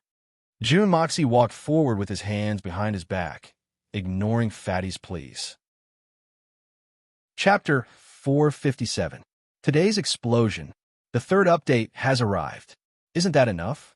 Jun Moxie glared at him fiercely. Don't think that I don't know that you're stuffing your own pockets. This is only a small lesson. A bottle of 100 pills is worth 1 million silver taels. You've used 50 of them. That's a whole bottle. You'll have to obediently spit out 100 million silver taels. Plop! Tang Yuan fell to the ground, foaming at the mouth, and twitching. Jun Moxie ignored him and said, I'll count to 3. If you don't get up by then, I'll double it. It doesn't matter how long you're unconscious, as long as you have the money to pay. This time, Jun Moxie didn't even have time to count when Tang Yuan jumped up with incomparable agility. You don't need to go through the trouble of counting. I'll admit it, okay? Third young master, you're really ruthless. You want 100 million. I don't even have 300 million. Tang Yuan gritted his teeth and spoke with incomparable resentment. Then, he realized that he had made a slip of the tongue. What? 300 million? Damn it. Damn it. Tang Yuan, you're really arrogant. You've eaten your fill. I'll F***CKU. You embezzled 300 million for yourself. I'll give you 2 choices now. First, spit out the 300 million you've embezzled. Second, accompany me to the Dugu family tonight. Jun Moxie looked as if he wanted to eat someone alive. According to this guy's shares, he had 20%. The aristocratic hall had 900 million silver taels. So, Tang Yuan had 180 million silver taels. Jun Moxie hadn't expected that this fatty would be able to secretly amass a net worth of 300 million silver taels. In the entire Tianxiang Empire, There might not be many people with such a terrifying net worth. Jun Moxie wouldn't feel comfortable in his heart if he didn't exploit such a fat pig. Isn't it easy to choose? We're brothers. So, I'll go wherever you go. Even if it's a dragon's pool or a tiger's den, I won't shirk my duty. Isn't it just the Dugu family? Damn it. Huh. The Dugu family. Tang Yuan patted his chest passionately and hurriedly promised. Only after he finished speaking did he realize that he was talking about the Dugu family. He couldn't help but shiver and put on a bitter face. Third young master, it's not that I'm not loyal, but I really have something to do tonight that I must deal with. Really? I believe I can act at my own discretion. I also believe that you will accompany me. Jun Moxie chuckled. I really have something to do. I really can't delay it. When Fatty saw Da Xiao's smile, he thought that things had taken a turn for the better. Since you have something to do, I won't force you. 300 million. Jun Moxie extended 3 fingers. Elder brother, that matter of mine is a trivial matter. It's too insignificant. Accompanying you to the Dugu family is the proper business. So how can I say no? I'll go, okay? Damn it. I'll sell my fat to the Dugu family. Don't tell me that they'll eat me? Tang Yuan's face was solemn and stirring as if he had died a martyr's death. That's more like it. I almost thought that you really have something to do. Jun Moxie clapped his hands and said with a smile, that being the case, then the 100 million. Tang Yuan's spirit was shaken. I'll even be exempted from this 100 million if I accompany Jun Moxie to the Dugu family. How good would that be? It would be worth it even if I were to be abused at the Dugu family. He looked at Jun Moxie with a look of expectation. Then, he heard Jun Da Xiao say, let's talk about it tomorrow. I don't think that the Dugu family will be able to eat your fat. Tang Yuan fiercely swallowed a mouthful of saliva with a gulp sound. It was still early. So, Jun Moxie arranged for Tang Yuan to wait in his courtyard. Then, he told him to accompany Yi Gahan to chat. Then, he slipped away. That was because chatting with Yi Gahan was a very difficult task. That was because this guy always talked to himself. He didn't pay attention to anyone. And when he started talking excitedly, it was not enough even if there was no audience. He was going to get angry. He was now a cripple whose xianqi had been completely destroyed. If they were to talk about fighting, even Fatty might not be able to beat him. But could you really bear to make a move on a cripple? You can't have the heart to attack. So, you have to listen. Therefore, Jun Moxie had pushed Tang Yuan to the front. Fatty Tang had been very excited at first. After all, Yi Gahan was a passionate dream that had been circulating among the youths of the capital. Yi Gahan's persistence, Yi Gahan's deep affection, and Yi Gahan's legend. However, Tang Yuan had regretted it in less than 5 minutes. Yi Gahan was clearly immersed in his own world. He was narrating his story over and over again. In fact, it seemed as if he was speaking to himself from beginning to end. He didn't care whether or not anyone was listening to him. He was only responsible for speaking. However, Yi Gahan wouldn't be happy if Fatty left. So, he would glare at him and start cursing. Don't look at the fact that Fatty was a cripple. His curses were full of vigor. Tang Yuan wanted to cry, but had no tears. He had paid 100 million taels of silver and promised third young master to accompany him to the Dugu family, the nightmare of everyone in the capital. In exchange, he was chatting with an emotional lunatic. There was no justice in the world. Finally, the whooshing sound of blades and swords attracted Yi Gahan's attention. Yi Gahan stood up and looked out the window. Then, he couldn't take his eyes off it. Then, he walked out quickly. Outside, 2 children were practicing martial arts. One was practicing with a blade, the other with a sword. Their movements were immature and not practiced at all. It was obvious that they had just started learning martial arts. But the one who really attracted Yi Gahan's attention was the child who was using a blade. That child was using a left-handed blade. Moreover, it was the purest one-armed blade technique, because there were several blades that were sliced along the right arm. If the child had a right arm, it would have been chopped off by his blade. Yi Gahan was a martial arts expert. Naturally, he could tell at a glance that this set of saber techniques must have been created by a one-armed powerhouse. Otherwise, No one in the world would be able to create such a crippling blade technique. But his right arm was also chopped off. He was also a cripple who could only move his left arm. Ever since he lost his right arm, Yi Gohan knew that he was finished. He had spent his life with a sword. Now that he lost his right arm, his exquisite swordsmanship would be crippled. Moreover, although he was lucky enough to survive that upheaval, the meridians in his body were congested and messed up. Tian Xin could no longer use his power. A series of blows caused Yi Gohan to gradually despair. But this time, Yi Gohan suddenly found a new hope. Others were able to create this blade technique with their left arm. They must have thought of it after they were injured. Why can't I create another blade technique that is suitable for my own left hand? In this way, if I can perfectly match the profound meaning of the unconventional sword technique, won't it be even more powerful? Yi Gohan just looked at the stubborn young man who was constantly practicing with the blade. He kept swinging the blade over and over again. He was actually mesmerized by it. The young man who was practicing with the blade practiced again and again, but he seemed to be unable to grasp the main points. Just as he was feeling distressed, he heard someone say, "This move should be like this." Then, a hand took his blade and used the previous move. Compared to what he had practiced, it was so much more profound and proficient than what he had practiced. Moreover, this person was also using his left hand. Looking back, that person was Yi Gohan. Yi Gohan's face exuded an exceptionally fanatical radiance. He looked at the blade in his hand, and his eyes gradually turned red. He calmly placed the blade against his face after a long while. He said in a low voice, "Thank you. Thank you for letting me know that I'm still useful. I'm still not a complete waste." Then he stood up and stood perfectly straight. The pride and heroic spirit of killing thousands of miles away had once again returned to his body. When Jun Moxie arrived, Guan Qing Han was obviously a little flustered, and she was even more at a loss. "How have you been these days?" Jun Moxie smiled and sat down on the chair beside her. "It's all right." Guan Qing Han smiled gently. "Actually, there are some things that we always think of as excessively scary when we haven't faced them. But when it really comes to our own heads, and when we really confront it, we will find that it isn't necessarily very scary. In fact, there is no obstacle in this world that can't be overcome. Everything was as fake as bullsh *t.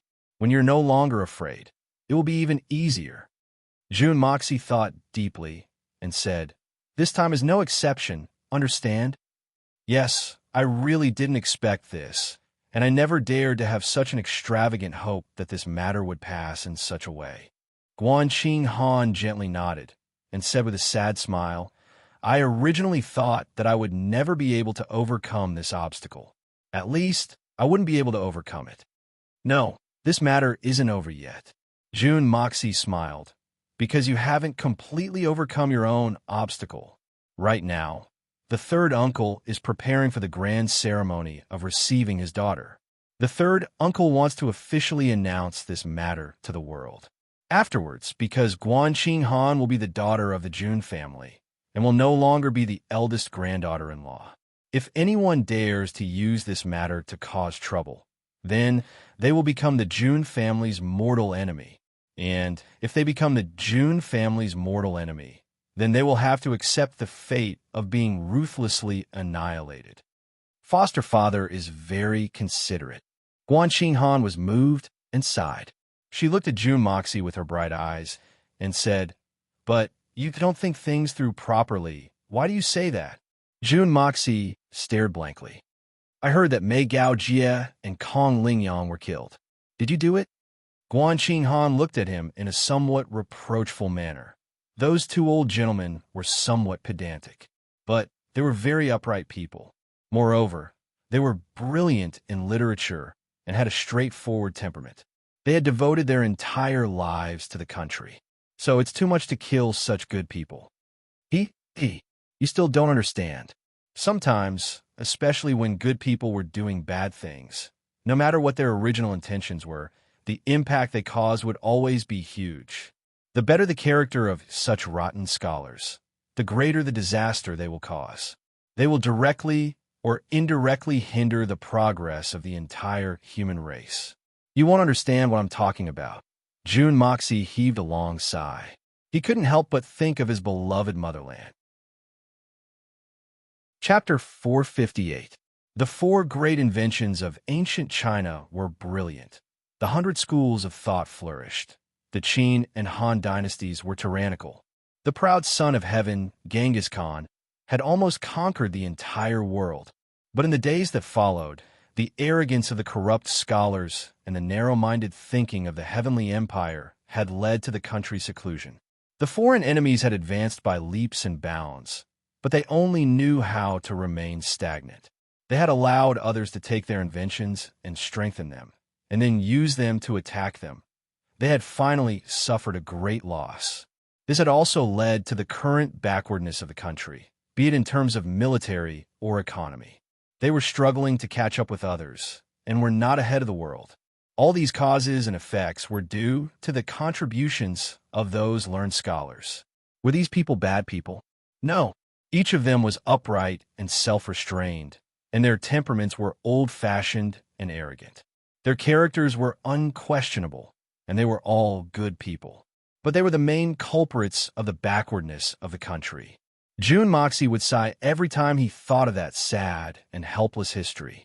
The disasters that good people brought to the world were far greater than the bad people. What kind of logic was this? If this was said, the vast majority of people would be flabbergasted and unable to believe it. But this was the truth of a period of time. It was an indelible fact. Just like Mei Gao Jie and Kong Ling Yang. Were they good people? Yes. This was something that no one could deny, not even the young master. But because of the deeds of these two good people, because of the deeds that they thought would be passed down through the ages, millions of people in Tianxiang had suffered. What kind of standard should be used to evaluate the merits and demerits? Jun Moxie was somewhat disappointed and murmured, "Perhaps it is just a change in perspective. In fact, everyone's actions, in their own eyes, are 100% correct. Who could have thought it through so thoroughly? If one really wants to take care of everything, the only way is to do nothing. But those who do nothing are only mediocre. So we just need to abide by our hearts." Jun Moxie said seriously, "There is no need to think about these useless things. In this world, no one can interfere with our decisions. Not a single person. So don't worry, I won't make you sad, and I won't let them have an easy time either." Guan Qinghan sighed softly. What Jun Moxie said seemed to be right and wrong. It seemed to make sense, but it also seemed to be full of deviance. In short, he only understood half of it. "Let's not talk about this first. What brings you here today?" Guan Qinghan forced herself to ask. "Nothing special. I heard you playing the flute just now, so I wanted to come and see you." However, after visiting Grandpa's study room, I was a little confused. Jun Moxie briefly explained the Jun family's intelligence network. Then, he added, "Our current situation is in opposition to the imperial family. If some of our guesses are true, I'm afraid that we will have to fight to the death. At that time, these people would definitely become a huge hidden danger. I'm having a headache. How can an intelligence network be so complicated?"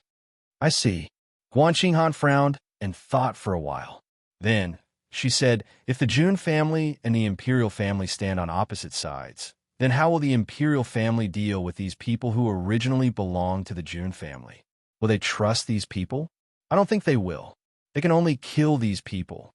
They would rather kill the wrong people than let them off. And with the current emperor's degree of suspicion, this is even more so." That's right. Big Sister's words are really like a wake-up call. Jun Moxie only felt his eyes light up. He laughed and said, "I'm the one who is involved in the situation, so I can't see clearly. The imperial family will not allow them to exist. In fact, they're even more suspicious of me. I've finally figured it out. This is a lot easier. Huh, it's all thanks to my wife." Guan Qinghan suddenly blushed. She heard that the first half of this guy's sentence was very serious. She was happy for him. She didn't expect this guy to say the last sentence. Who's your wife? Don't talk nonsense." Guan Qinghan angrily rebuked. She suddenly felt so ashamed that she couldn't show her face. Her whole body felt a little hot. Yeah, I'm my wife. Okay. Ha ha. June Moxie laughed and walked away, leaving Guan Qinghan angrily stamping her feet. She finally calmed down after a long time, but her face was still red.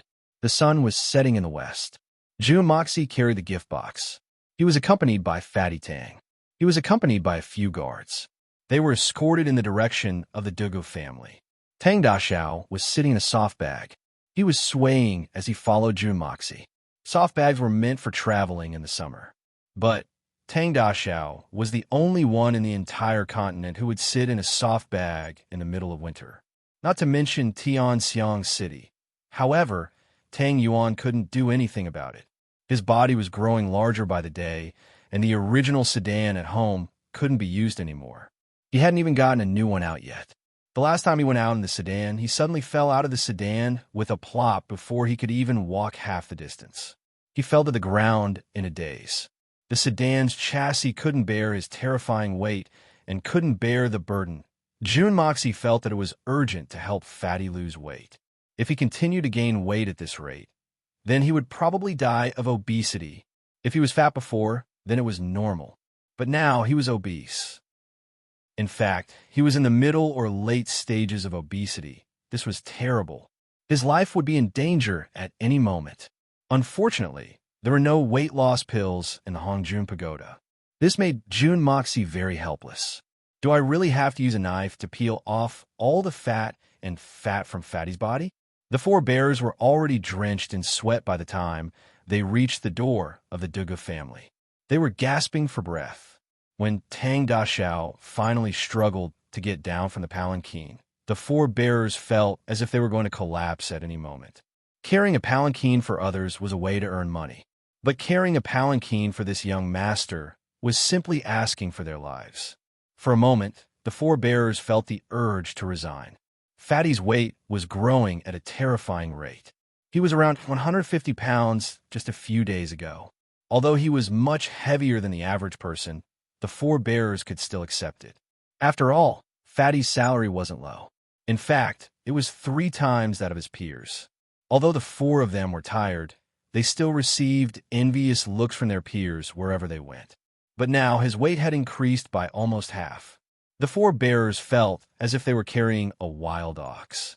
It was much easier than carrying Tang Daxiao, because even a wild ox's weight couldn't compare to Tang Daxiao's. His peers were no longer looking at him with envy.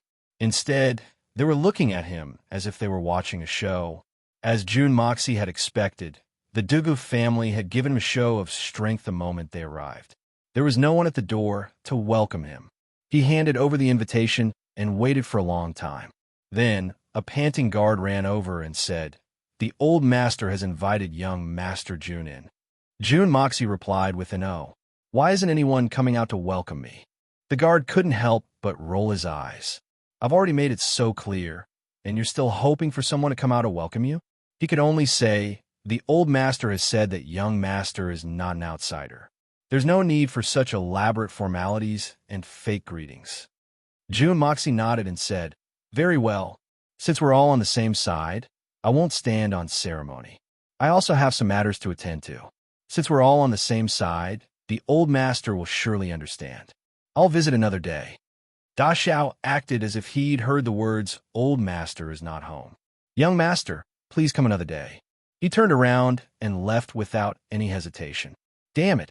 If you hadn't taken the initiative to invite me, I would have come willingly. Now that I'm here, I'm treated like this. Do you think this young master is so easy to bully? In any case, you're the one who's anxious. I'm not. Who's afraid of who? If you piss me off, I'll marry your granddaughter and beat her up 8 times a day." The moment he turned around and left, the guards were immediately dumbfounded. It wasn't that they hadn't seen arrogant people before, but they'd never seen anyone who dared to be so arrogant in the Dugu family. Tang Yuan's bearers almost cried. "Little ancestor, can't you let us take a breather?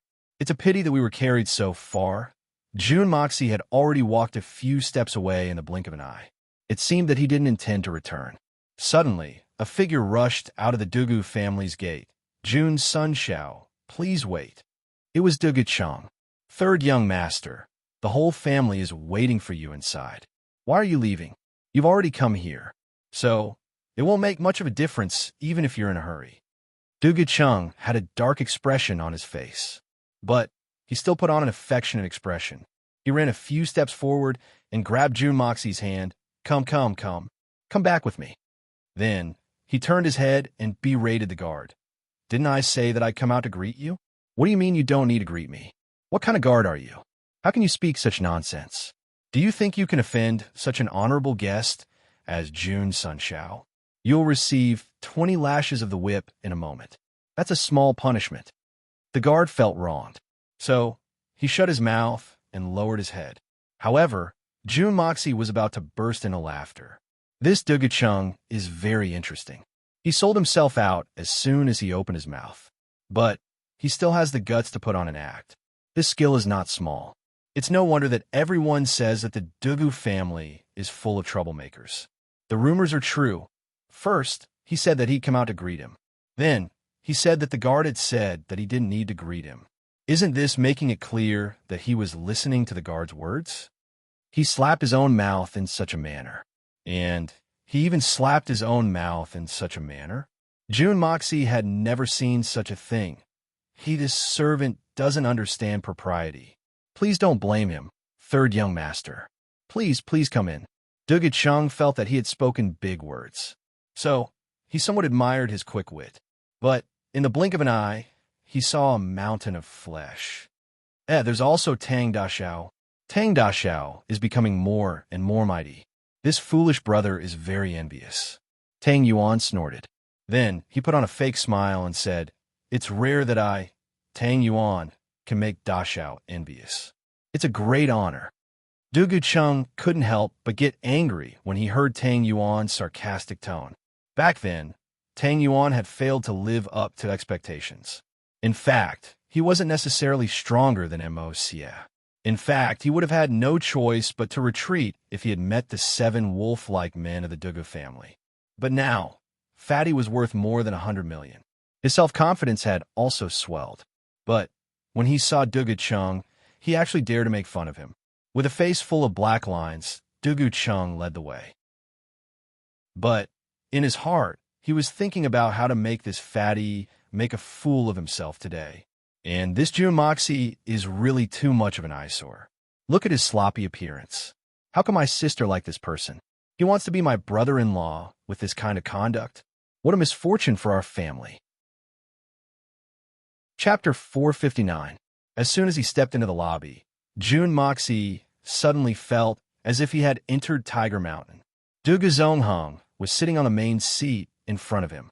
He was draped in a tiger skin cloak. His body was slightly bent over, and he was looking down at Chu Yang from above. His eyes were like an eagle's. He looked very much like a mountain eagle. In fact, he didn't need to disguise himself as long as his hair was slightly adjusted. General Dugu Wudi glared at Old Man Dugu, his hand on the hilt of his sword. His imposing manner was overbearing as he stood majestically in front of Old Man Dugu. Although there were no pockmarks on his face, his expression was that of the head of the 8 great Vajrapani, big pockmark. On both sides, there were 7 burly men lined up in a row. Each of them had the backs of a tiger and waists of a bear. Each and every one of them seemed to be itching for a fight. It was none other than the 8 great Vajras. This scene was too realistic. It was too much of a knockoff. Wasn't he afraid of being sued for infringement? If Dugu Zongheng were to ask, the Heavenly King covers the Earth Tiger, then Jun Moxie would immediately respond with, the pagoda subdues the river demon. As for the things that happened after that, such as talking in the middle of the day, no one's face turning red or yellow, and so on, they were even more familiar with each other. However, even if it was a knockoff, it was impossible for it to have the phrase, the Heavenly King covers the Earth Tiger. No one spoke for a long time.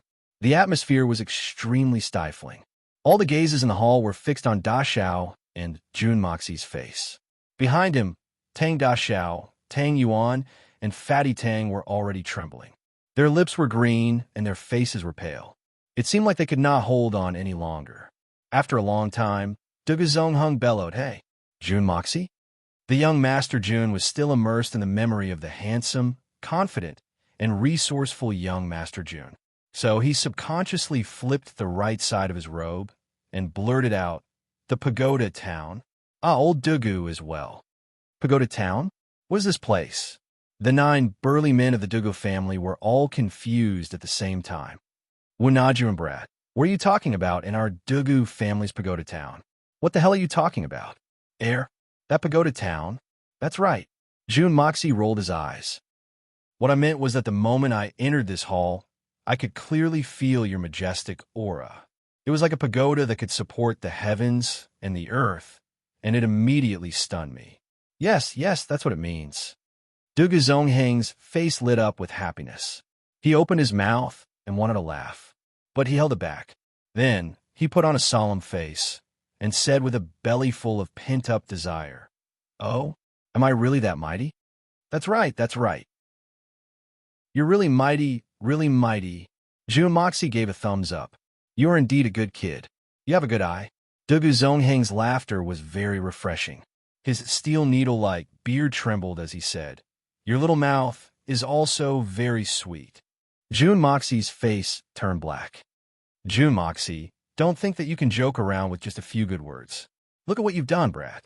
Great General Dugu Woody saw that the old man had unexpectedly laughed. He knew that the atmosphere was about to change. So, he hastily roared with a black face. He wanted to remind the old man that this matter wasn't over yet, and he couldn't let this brat get away with it. "Oh, cough. Dugu Zongheng coughed twice and sat upright. "How am I joking around? Don't tell me that you're not mighty enough. What good deed did I do to make you remember it? Hee, Uncle Dugu, you're too polite. I've always done good deeds without leaving my name. I've always done good deeds. It's not difficult for people to do good deeds. But it's difficult to persevere in doing good deeds throughout one's life, just like me." June Moxie spoke in a sincere and heartfelt manner. He paced back and forth as he spoke. Then he found a chair and sat down on it. That seat happened to be face-to-face with Dugu Woody. Dugu Woody's nose became crooked in anger. "I'll fight with anyone who dares to say that our Dugu family's elders and children are troublemakers. This man before me is the real master of troublemakers.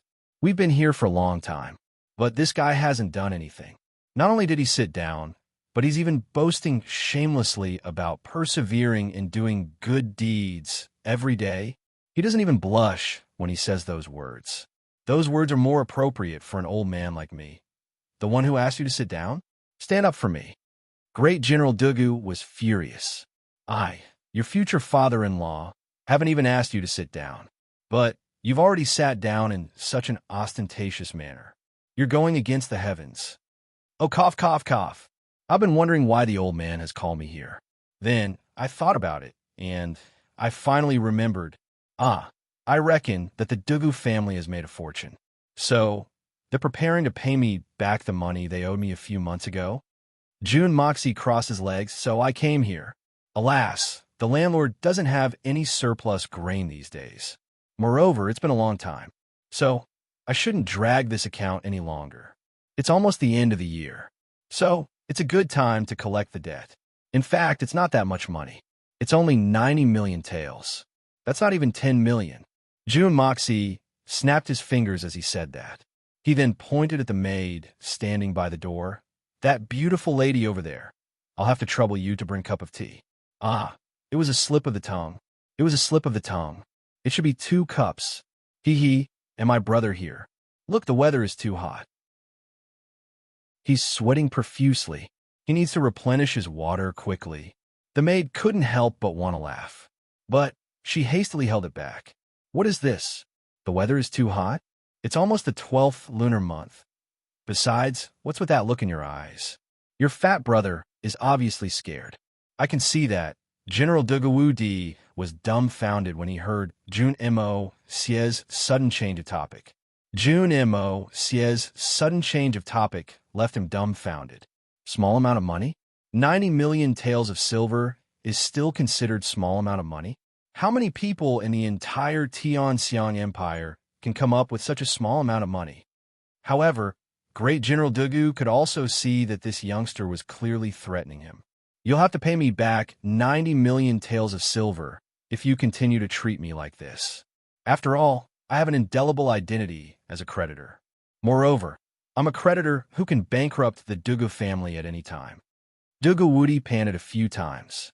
Then, he finally roared, "Someone come. Bring tea. Bring good tea. Bring a chair for Tang Da Xiao." He thought for a moment, and then added, "I want the largest one you can sit on."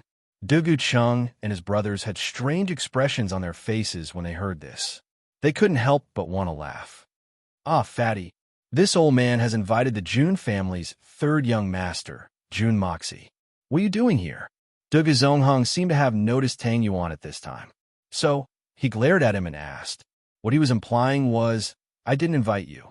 So what are you doing here?" Jun Moxie couldn't help but praise him. This old man's words are really direct. He's just short of asking me to leave. Tang Yuan thought to himself, "You think I want to come here? If the third young master hadn't used money to threaten me, I wouldn't have bothered to come. However, old man Dugu had asked me, and Da Xiao had just won a big prize. So, I can't be scared at this time." So, I immediately straightened my stomach. Although I was still a little scared, I had already steadied my mind. So, I braced myself and said, "This junior and the third young master are very close friends. We haven't seen each other for many days. Today, we finally got to meet again. Moreover, the third young master has been invited by the eldest young master." Fatty was indeed a good friend. He spoke in an unyielding manner. He didn't mention that it was Jun Moxie who had forced him to come. He could tell that the Dugu family was looking for Jun Moxie for some reason. So, he was afraid that Jun Moxie would be at a disadvantage if he were to say something inappropriate. So, he simply shouldered the responsibility. "So that's how it is. You have the spirit of brotherhood." Dugu Zongheng nodded and said, "Sit." Tang Yuan thanked him. Then he sat on the oversized chair that had just been moved over. The nervousness he had felt at the beginning had already disappeared. The quality of the chair was pretty good. It was able to withstand the pressure. It only made 2 creaking sounds. Old man Dugu Zongheng stared at Jun Moxie and Tang Yuan. A long time passed. Then he sighed and said, "The 2 famous debauches of the capital are actually 2 pure men. I hadn't expected this." As he spoke, he glanced at his 7 grandsons. He couldn't help but feel greatly disappointed when he saw how each and every one of them looked timid when they met his gaze. Dugu Zongheng had praised Jun Mo Xie and Tang Yuan as real men. It could be said that Jun Mo Xie and Tang Yuan's evaluation wasn't low. After all, his 7 grandsons hadn't received such praise. It must be known that today's meeting had been deliberately arranged. The old man had purposely created such a solemn atmosphere, coupled with the awe-inspiring aura of a room full of experienced generals. If an ordinary person were here, they would have long been suffocated by this oppressive atmosphere. This was the current fatty. If it had been the Tang Yuan from 4 months ago, he would have probably pissed his pants in fright. However, Jun Moxie had arrived with a relaxed expression on his face. In fact, he was laughing and scolding in a carefree manner. This kind of temperament wasn't something that an ordinary debauchee like Da Xiao could possess. Tang Yuan had been somewhat restrained in the beginning, but he had slowly relaxed. It couldn't be denied that Jun Moxie's influence had played a role in this. But Tang Yuan had been able to return to normal in this kind of atmosphere. So, it could be said that he was quite capable. However, it would be somewhat arbitrary if old man Dugu believed that his grandsons weren't as good as the 2 of them. His own grandsons, even great General Dugu Wudi, had been taught a lesson by him over the years. So, they were like mice that had seen a cat. So, how would they be able to relax? But they wouldn't have the slightest stage fright if this gang of troublemakers were to go to another family's house. So, they wouldn't be afraid as long as this old man Dugu wasn't around. After all, the Jun family's residence was a place where those 7 brothers had smashed up Jun Moxie's courtyard. Chapter 460. Today's outbreak. Second update. 2 consecutive days of outburst. Please double the monthly votes. Dugu Xiaoi, who had regained her original slender figure, followed behind her. She saw June Moxie and stuck out her tongue. Then she gave him a meaningful look, hinting, "Be careful. Is that June Moxie? Come out and let this old lady have a look. I want to see what kind of hero can make my granddaughter so crazy." The old lady came out and stood in front of June Moxie. She looked left and right, looking for the hateful brat who had cheated her granddaughter's heart. June Moxie started to sweat. He had always heard people say that the Dugu family was full of troublemakers. It seemed like it wasn't without reason. Such an old madam came out, and she was actually so valiant. Dugu Xiaoyi had grown up in such a family. It wasn't easy for her to grow up like this. It would be difficult for her not to be valiant. He had no choice but to stand up and say, "This young one is—" "Oh, is that Tang Yuan?" The old lady asked again. "This young one is—" Fatty quickly bowed and saluted. The old lady smiled. "The new god of wealth of the capital is indeed extraordinary." "What? God of wealth of the capital? When did Fatty get such a cool nickname?" Jun Mo Xie stared blankly for a moment. He then looked at Fatty Tang with a playful grin. But then again, it wasn't surprising. Fatty was now the leader of the aristocratic hall. He was in the limelight. His net worth was at least 300 million taels. So, the title of God of Wealth wasn't in vain. Da Xiao was cursing inwardly when he saw the old lady waving her hand. "You 7 brats should accompany young Master Tang to play. There's nothing for you to do here. Entertain our honored guests well." The heroes and legends rushed forward, and the other 7 people hastily complied. Then, they went forward to pick up Fatty Tang and walked out. They walked quickly and anxiously as if they were being chased by a dog. They were finally free. "You're welcome. Have a seat." The old lady nodded her head and turned around to sit on the armchair. She then asked Dugu Zongheng and Dugu Zongheng to sit down as well. A group of female soldiers stood behind the old lady. Each and every one of them stared at Da Xiao with the gaze of a mother-in-law looking at her son-in-law.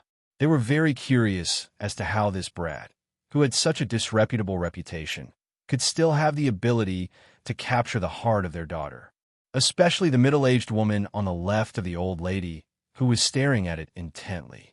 Dugu Zongheng and Dugu Wu Di had lost their domineering aura as soon as the old lady had arrived. They had become as quiet as cicadas out of fear. In fact, they didn't even dare to speak loudly. "Jun Moxie, this brat is very good. Very good. He's a very charming young man," the old lady praised.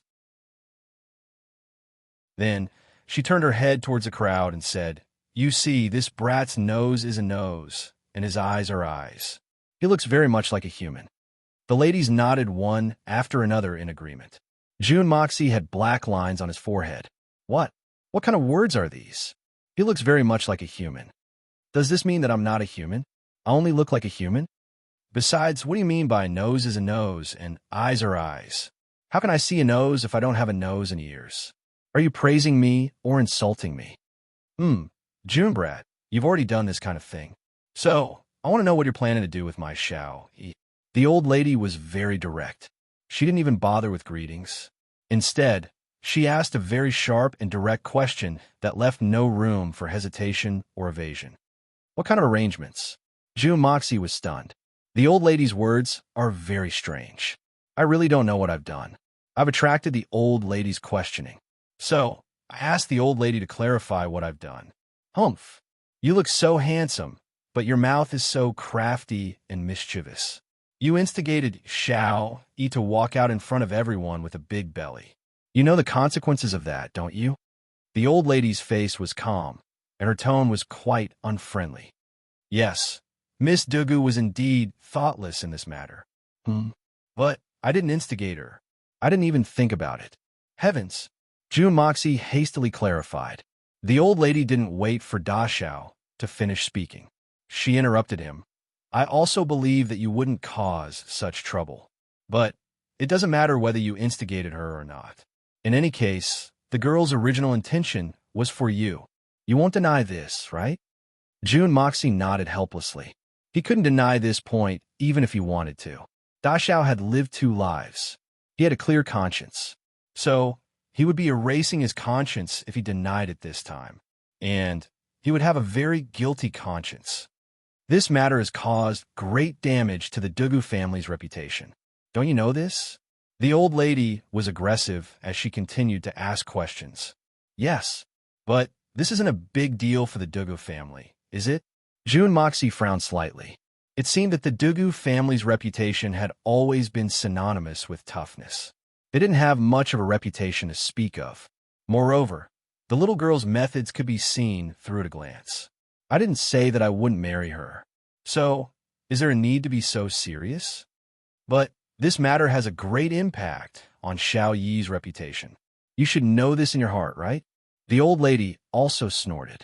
She couldn't help but get angry when she saw that this kid didn't want to continue. It really has a great impact. June Moxie nodded frankly. Then what do you plan to do? The old lady turned a corner and came back. To be honest, I don't have a specific plan for the time being. June Moxie told the truth. You don't have a plan? The old lady suddenly stood up. Don't tell me that you want to deny it after eating it all. How do I want to deny it after eating it all? I didn't eat it at all. How can I say that I have eaten it all? June Moxie felt that he was wrong to death. Why do they say that I'm like Chinshimi? Besides, the little lass almost played me to death that day. If it wasn't for the fact that the little lass was infatuated with me and didn't care about the consequences, would I, your young master, be willing to go around in circles with you? Naturally, I wouldn't be as humble as I am now. Why is it that when I soften a little, all of you start to bully me?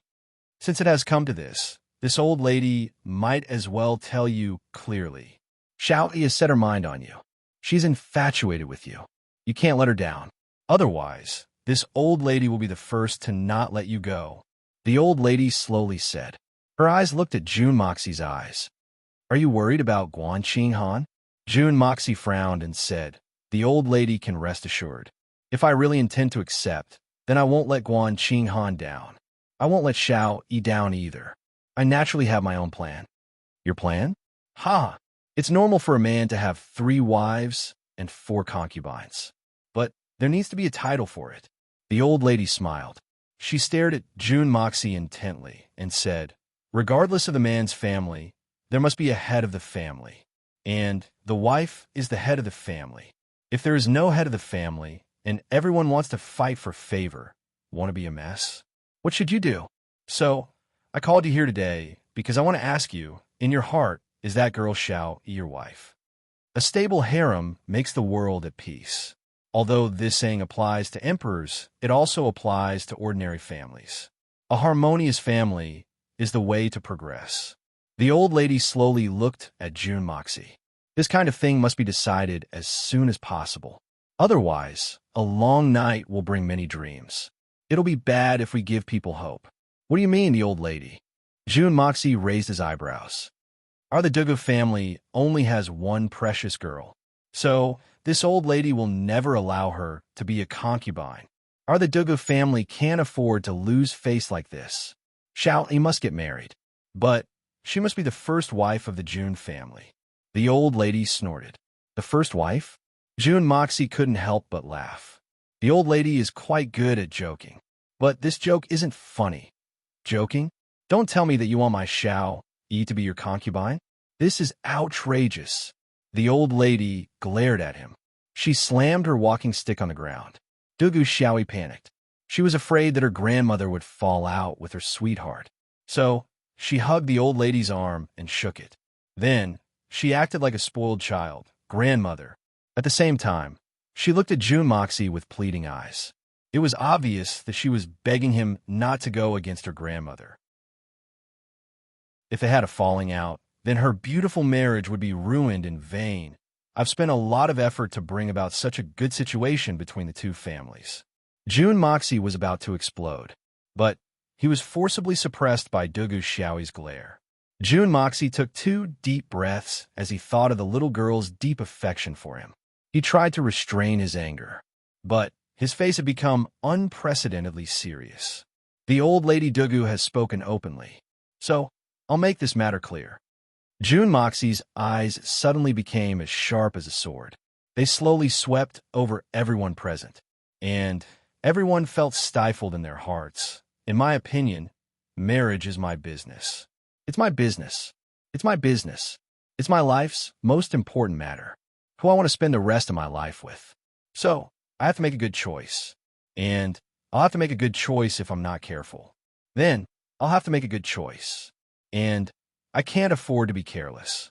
I can't afford to be careless. Xiao Yi is deeply in love with me. There's no doubt about this. In fact, I've been aware of it since the beginning.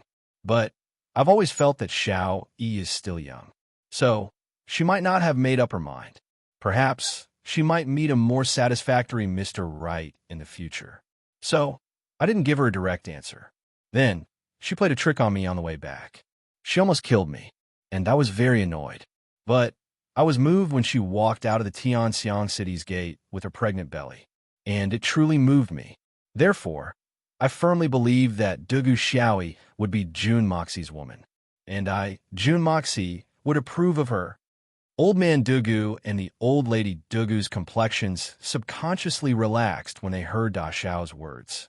However, but this doesn't mean that I'll accept everything. Jun Moxie's words stopped the old lady's question from leaving her mouth. Xiao Yi drugged Jun Moxie in Tiannan, and she walked out of the Tianxiang city's gate with her pregnant belly.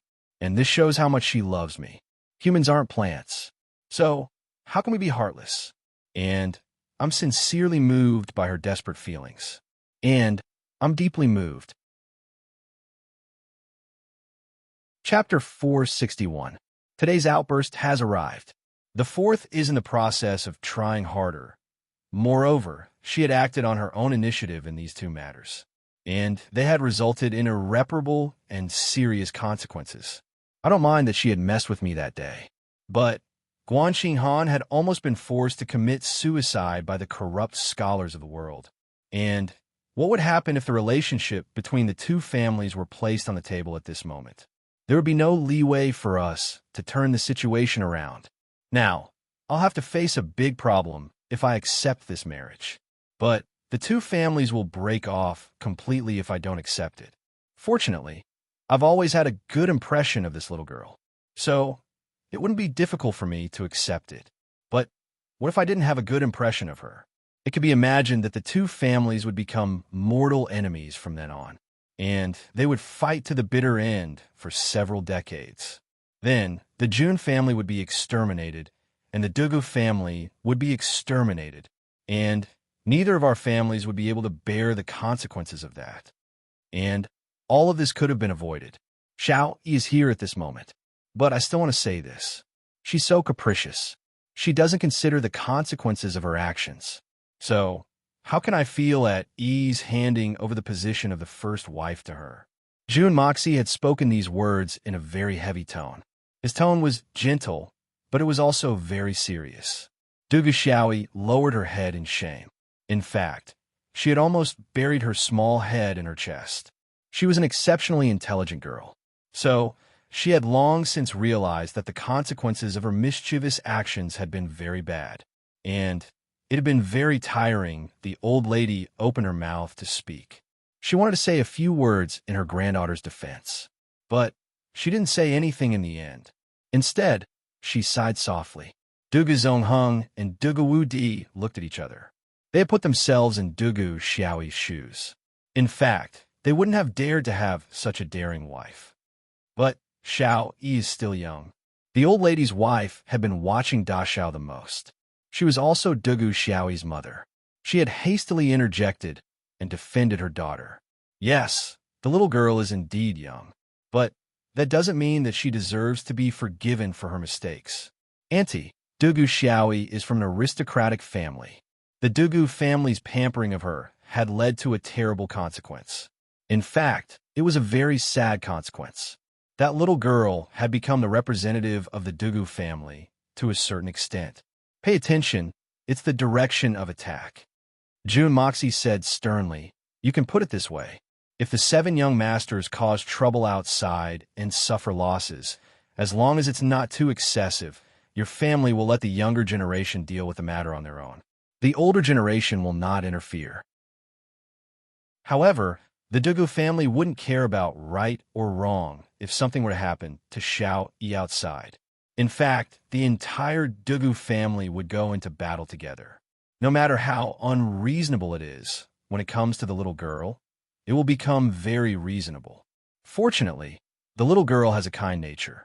Otherwise, there would have been many unmanageable consequences. When all is said and done, Dugu Xiaoyi's actions have already represented the Dugu family. If she were to marry into the Jun family one day, then she would be able to represent the powerful forces of the Jun family and of the Dugu family. This is tantamount to expanding her influence by more than twofold. If she were to act recklessly at that time, then I can clearly say that apart from a few mysterious and hidden aristocratic families, all the other aristocratic families in the world may be destroyed by her words. Perhaps she will have the potential to become the first wife in the future. But I can't agree to it now. I don't dare to agree to it. Jun Moxie said boldly. Let me ask you. You wouldn't have agreed to it if you were in her shoes, right? So, why do you have to force me? Jun Moxie, will not only marry one woman. For now, I have already confirmed that I have Guan Qinghan, and Guan Qinghan saved my life at all costs because of Xiao Yi's mistake. And this has led to this complicated situation. To put it bluntly, I would have died if Sister Qinghan hadn't risked her life to save me. Then, how would the Jun family and the Dugu family face this? Wouldn't it be unfair to Sister Qinghan if I had promised to make Xiao Yi the first wife? Because she had made up for Xiao Yi's mistake. But she had incurred the criticism of the world's scholars. She had been consigned to eternal damnation. And she would still have to stand under the little girl in the end. How could this be tolerated? But Guan Qinghan has always been your sister-in-law. How could she be your first wife? The old lady pondered over Jun Moxie's words. Then she finally asked. Old Madam also said that it was all in the past. That's all in the past. And I believe that Guan Qinghan's current status is that of my third uncle's adopted daughter.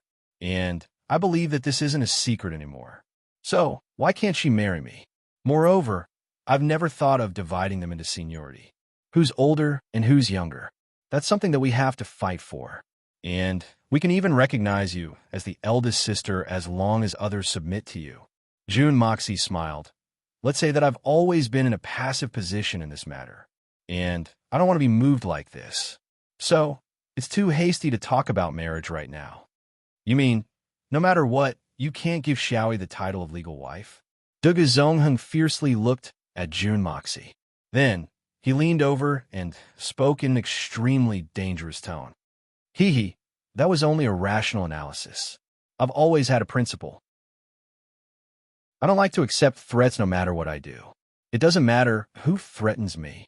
Jun Moxie played it down and said, I would feel very bored if I had to accept threats in my own life. So, it doesn't matter if we break up. Jun Moxie's unyielding attitude made Dugu Zongheng very unhappy. So, he glared at Dugu Zongheng and got angry. All right. Let's not dwell on this issue any longer. The old lady suddenly smiled. She was all smiles as she said, Xiao Yi's status hasn't been decided yet. But I believe that Mo Xia won't consider this matter for the time being. So, it's the same to get engaged first. And the children and grandchildren will take care of themselves. So, why should we care so much about it? As long as Mo Xia treats Xiao Yi well in the future and tolerates Xiao, nothing is better than that. Moreover, Mo Xia hasn't yielded even a little bit in the face of the Dugu family's pressure. He's spoken frankly. His words may be unpleasant to hear, but it's undeniable that every word he's spoken is the truth. Everyone has heard it clearly, and this has made me see the value of a man. A man who can't be subdued by force is a true man. If Mo Xia had been intimidated by our family and would have agreed to whatever we said, then I would have reconsidered whether or not I should have agreed to this marriage. This brat, Mo Xia, is pleasing to my eyes. So you've passed this test. Dugu Zongheng and Dugu Wudi felt faint at the same time. You're the one who said it, and you're the one who said it. But what should we do? It was your idea to test him when we came here, and it's your idea not to test him now. So, what else is there to say when you've passed this test? Who would dare to say anything? The two of you will make an appointment with Junjian Tian in a few days and settle this matter first. We can talk about it later. In any case, this marriage must be settled first. The old lady bossily made these arrangements to the two men. She didn't even look at them. Well, you will personally go there in order to show your sincerity. Then, you will send a matchmaker to exchange documents after you've come to an agreement. Then, you will find a suitable time to carry out the engagement ceremony. She thought for a moment, and then said, "This ceremony will be held in the presence of the royal family and the civil and military officials. Moreover, we will take advantage of this opportunity to collect the money that we've given away in the past few years. I've recorded all the money that you and your father have given away in the past few years. It's a thick book. I'll ask Xiao Yi to send it to you later. Remember, we've spent money on those whose names are on it. So, we can't let any of them off. We must at least collect back our capital. Well, we'll also invite those whose names aren't on it. After all, we'll give them some face, right? This matter is settled. We'll send out invitations when the two of them get married. We don't need to be so extravagant this time. We'll arrange for a few hundred people. Well, we can consider expanding the scale if the Jun family pays the money. After all, the old Jun family still has some face. Well, we must look at the amount of money clearly. We've given 500 taels of silver at the beginning, and we've only given 400 taels of silver this time. That would be too much. We can't make friends with such people in the future. Well, it doesn't necessarily have to be a bride's money. Those who celebrate birthdays, give birth to children move. Hey, I say, old man, isn't your birthday coming up soon? It seems that we'll be able to receive 2 gifts this time. The time is very tight. Not bad. Even Jun Moxie's head was covered in cold sweat this time. The old lady is very thoughtful. They're not from the same family, and they're not from the same family. Dugawudi grinned and nodded. He had a look of a money grubber on his face. Yes, yes, mother is very wise. It seemed that he would be able to clear the Jun family's debt of 90 million after receiving these 2 gifts. Tell the imperial astronomer to quickly pick an auspicious day. The most important thing is to tell him to stagger the date of the engagement and the birthday celebration. Then, inform Kong Lingyang and ask him to take charge. Dugawudi hastily interrupted her. Mother, Kong Lingyang, is already dead. He looked at Jun Moxie as he said this. Kong Lingyang's death must have been caused by this brat. Then, there must have been a ghost. Dead? Oh, it's such a pity for such a talent. Old Mistress Dugu's complexion didn't change as she sighed. She didn't know what kind of talent she was feeling sorry for.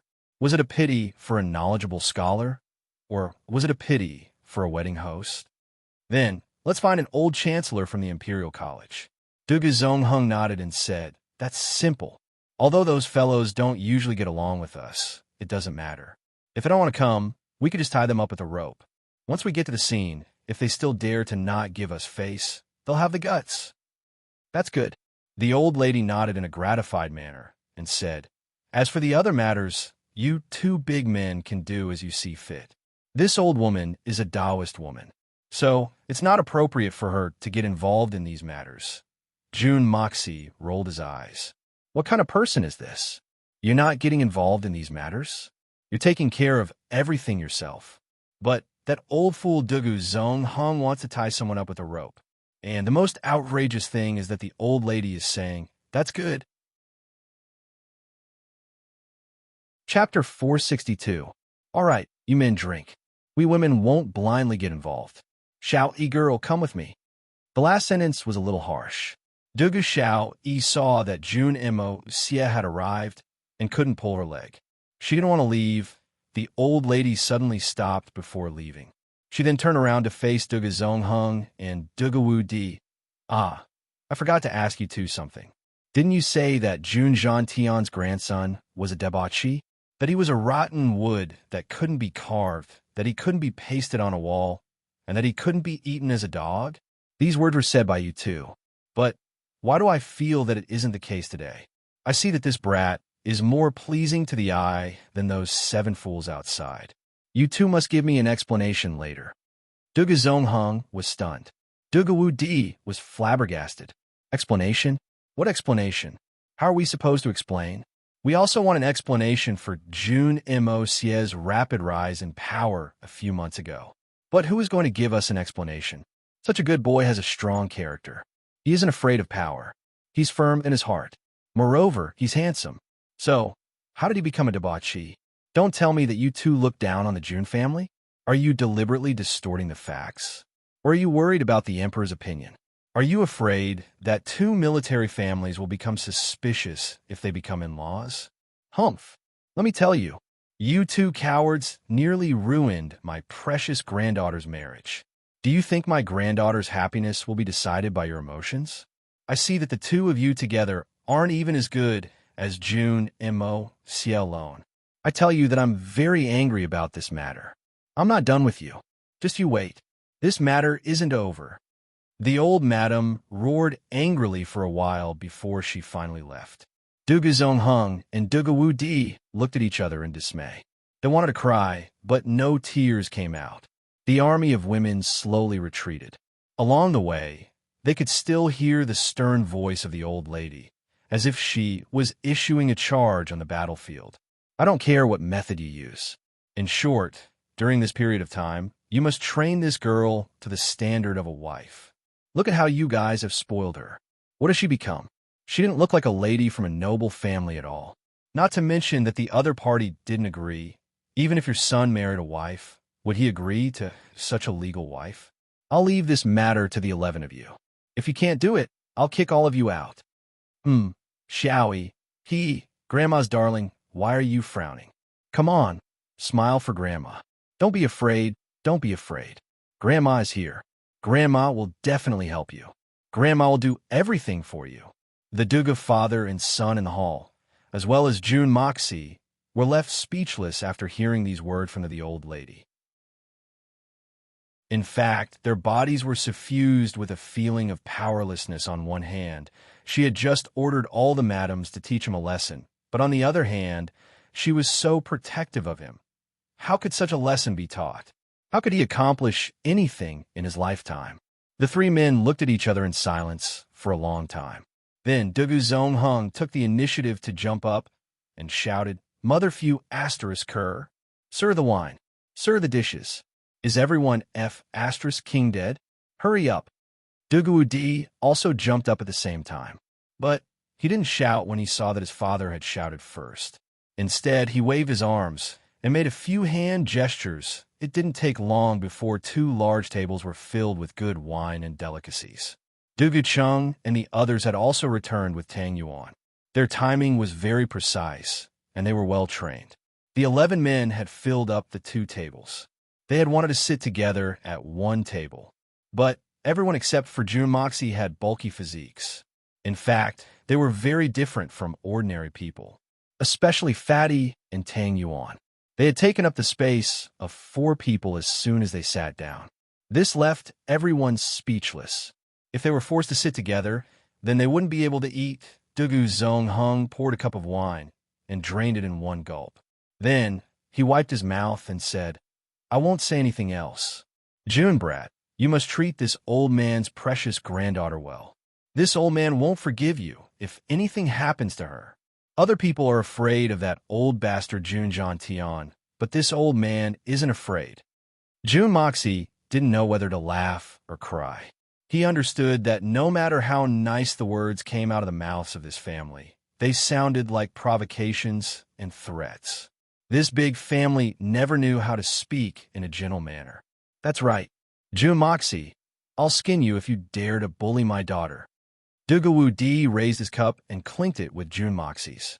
Then he raised his head, and the wine was gone with a gulp. Brother-in-law, ha ha ha, brother-in-law, come a drink. The heroes and legends rushed forward with their wine cups in their hands. It was obvious that they wanted to get this pretty boy drunk. Duga Zongheng looked at the younger generation and sighed. Then he said in a somewhat desolate manner, You drink to your heart's content. This old man won't accompany you. This old man can only drink 3 cups of wine in one meal. Alas, I used to be a distinguished and elegant hero who wouldn't get drunk even after 1,000 cups. Duga Wu Di hastily consoled him. Father, you don't need to worry. The old injury on your waist is more important. We'll be able to suppress it once we find the fur of the snow god marten. Then You can drink as much as you want to drink at that time. The snow god Martin is easier said than done. That's a spiritual creature of the world. We've been searching for it for more than 10 years now, but we haven't found any news. You must know that the difficulty of capturing the snow god Martin is much more difficult than defeating a level 9 Xian beast to obtain the Xian Dan. Dugu Zongheng's interest was waning. Does the old man's waist have an injury? What kind of injury? Jun Moxie stared blankly for a moment, and then asked out of curiosity. Dugu Wu Di stared blankly for a moment.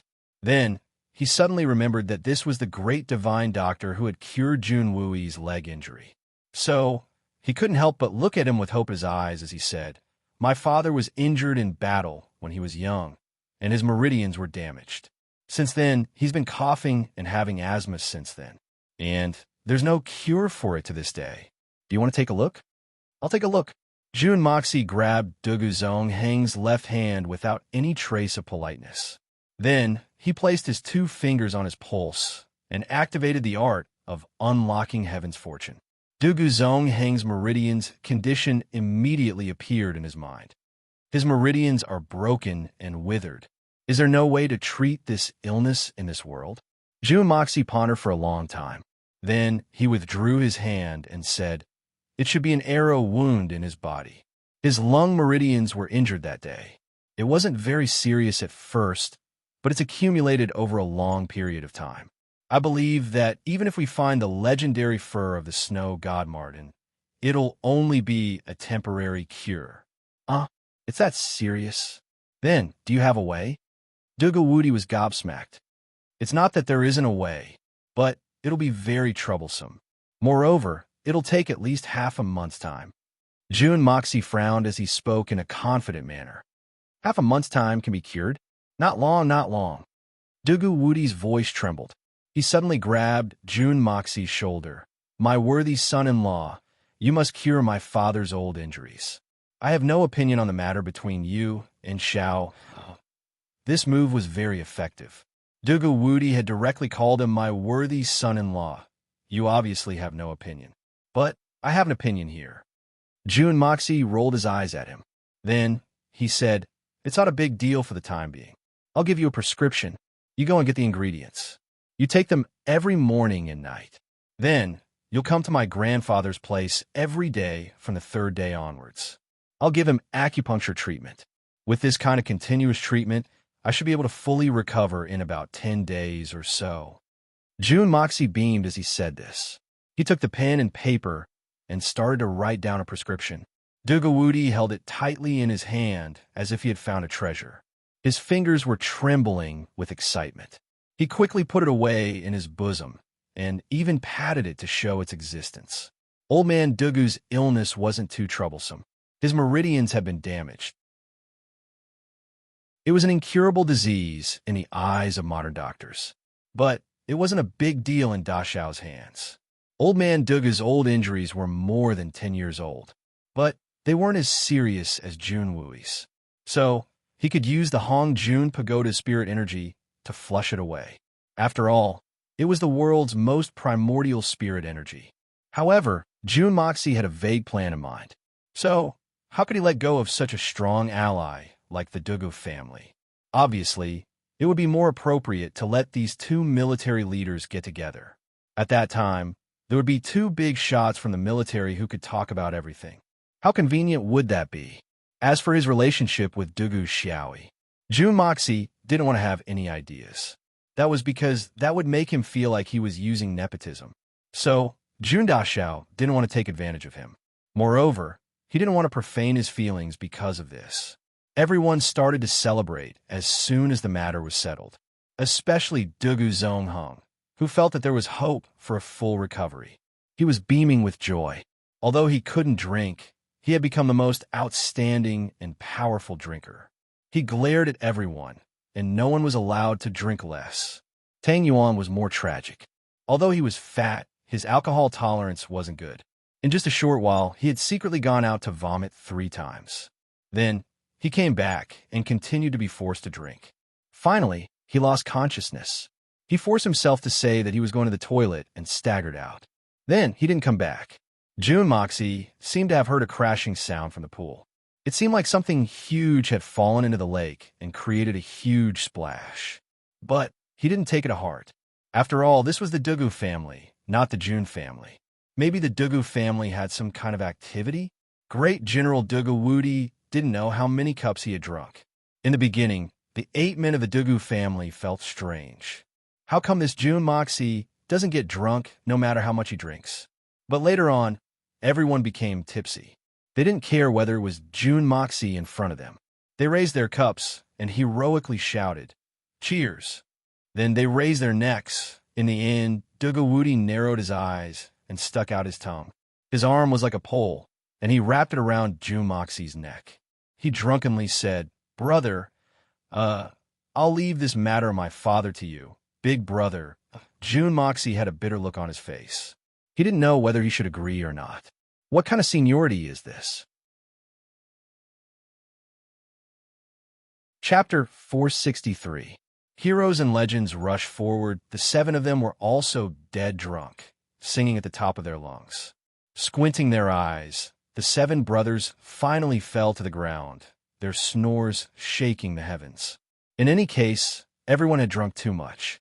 So much so that when a maid came in and said something, no one heard it clearly. Even Da Xiao did not run away. In the end, he stayed at the Dugu family's place. Da Xiao drank a lot too. Although he forced out a lot of alcohol by cheating, the remaining alcohol was enough for him to drink a pot. In the end, the smell of alcohol filled the air, and he became muddle-headed. He looked for Tang Yuan everywhere, but could not find him. So he went to the guest room to sleep. When he woke up the next day, he heard 2 maids whispering outside. "Hey, did you know? The guest who came yesterday drank too much." "Yeah, I heard about it too, but not in detail, then I'll tell you." "Don't tell anyone." "Yeah, I definitely won't tell anyone. I heard that fatty went to the toilet yesterday and vomited for a long time." Then there was a plop. Guess what happened? What happened? He actually jumped into the latrine pit and wanted to catch fish in there. Oh my God, there was a heavy rain just now that splashed out. Oh, it's so disgusting, really? What happened after that? Hey, Tong and the others were exhausted. The smell was terrible, and the place was not right. That fatty's whole body was submerged in there. More than a dozen people tied him up with ropes before they pulled him out. Everyone was splashed with blarg. Then they dragged him to the pond and washed him 5 times before they brought him into the guest room. It was said that there was still a stench after he entered the guest room. Tong and the others had no choice but to get 7 or 8 buckets of water and wash him twice before he was clean. Then, he still hasn't woken up after such a big struggle. Not woken up. Not only did he not wake up, but he kept shouting that he wanted to catch fish in there. He's really too strong. That's not all. It said that when he went in, young Masterly was squatting inside. So, he grabbed him with one hand and threw him out. He still had a lingering fear after that.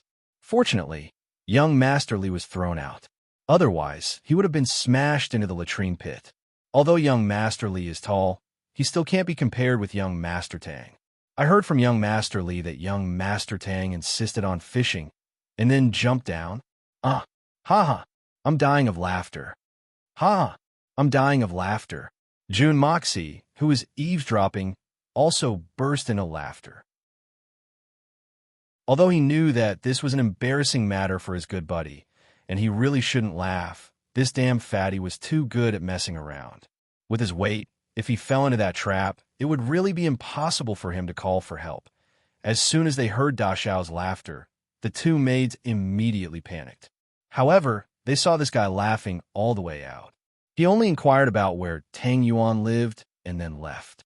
Only then did they let out a sigh of relief. It must be known that aristocratic families had very strict rules. For maids like them to discuss about visiting guests in private, they couldn't let the guests' companions know. When June Moxie saw Tang Yuan again, this guy was wrapped in a quilt and sleeping soundly. The smell of alcohol assailed his nostrils. From the looks of it, this guy actually didn't have any impression of what happened last night. Before coming here, June Moxie only felt that it was funny.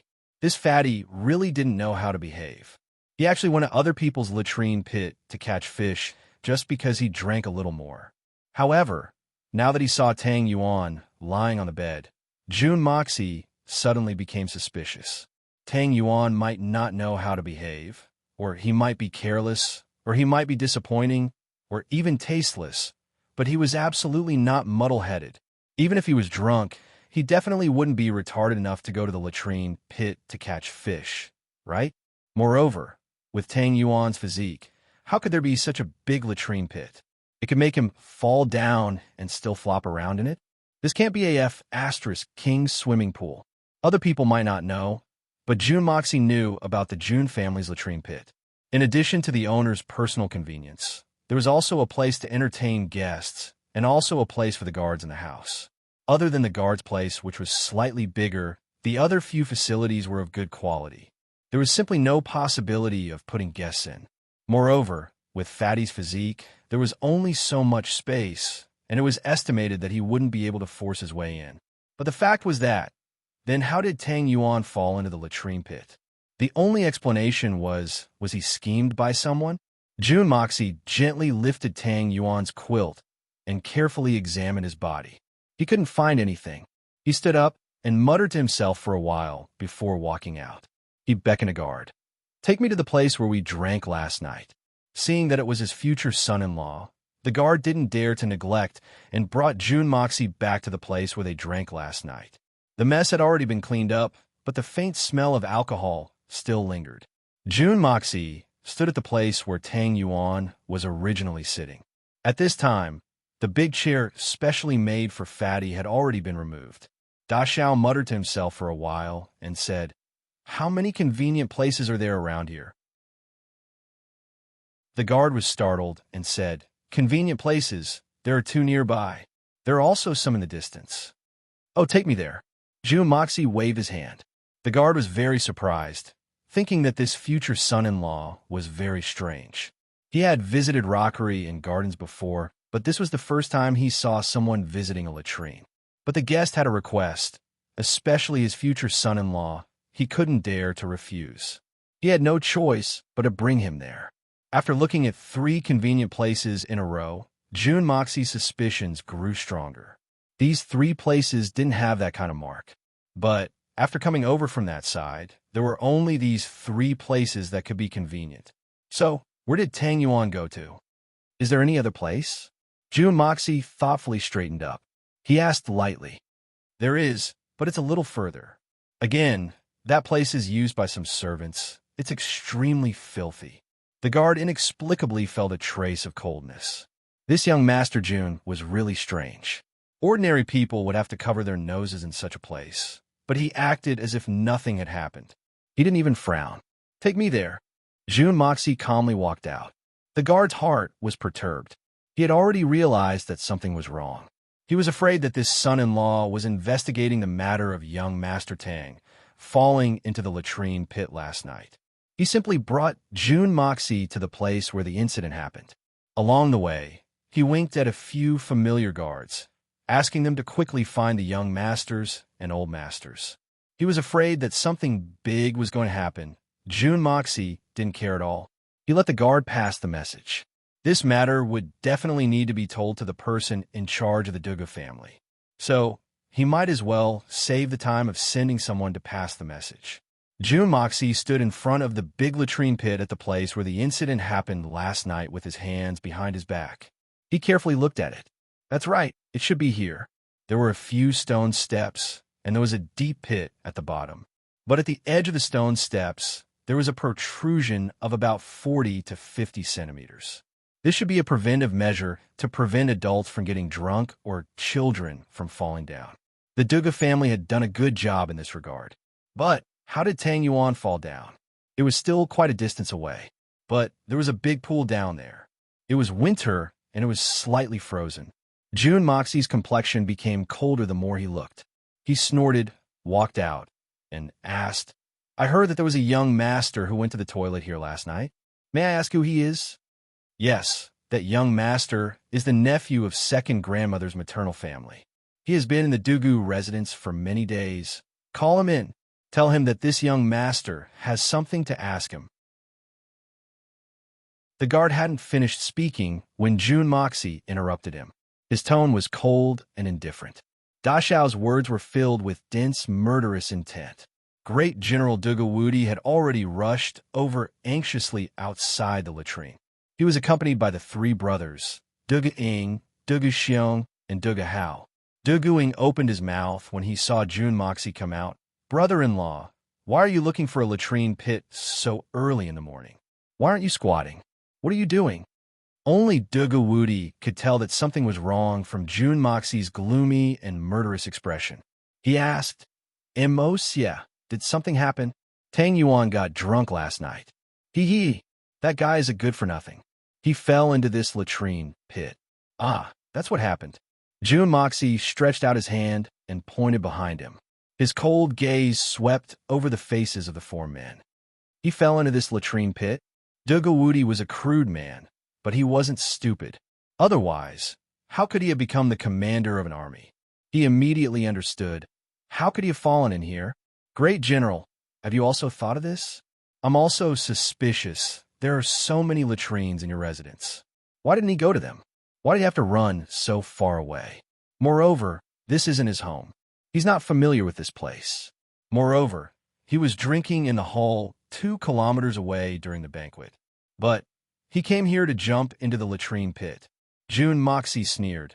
Could it be that Fatty has been possessed by a ghost? Duga Wudi's face sank.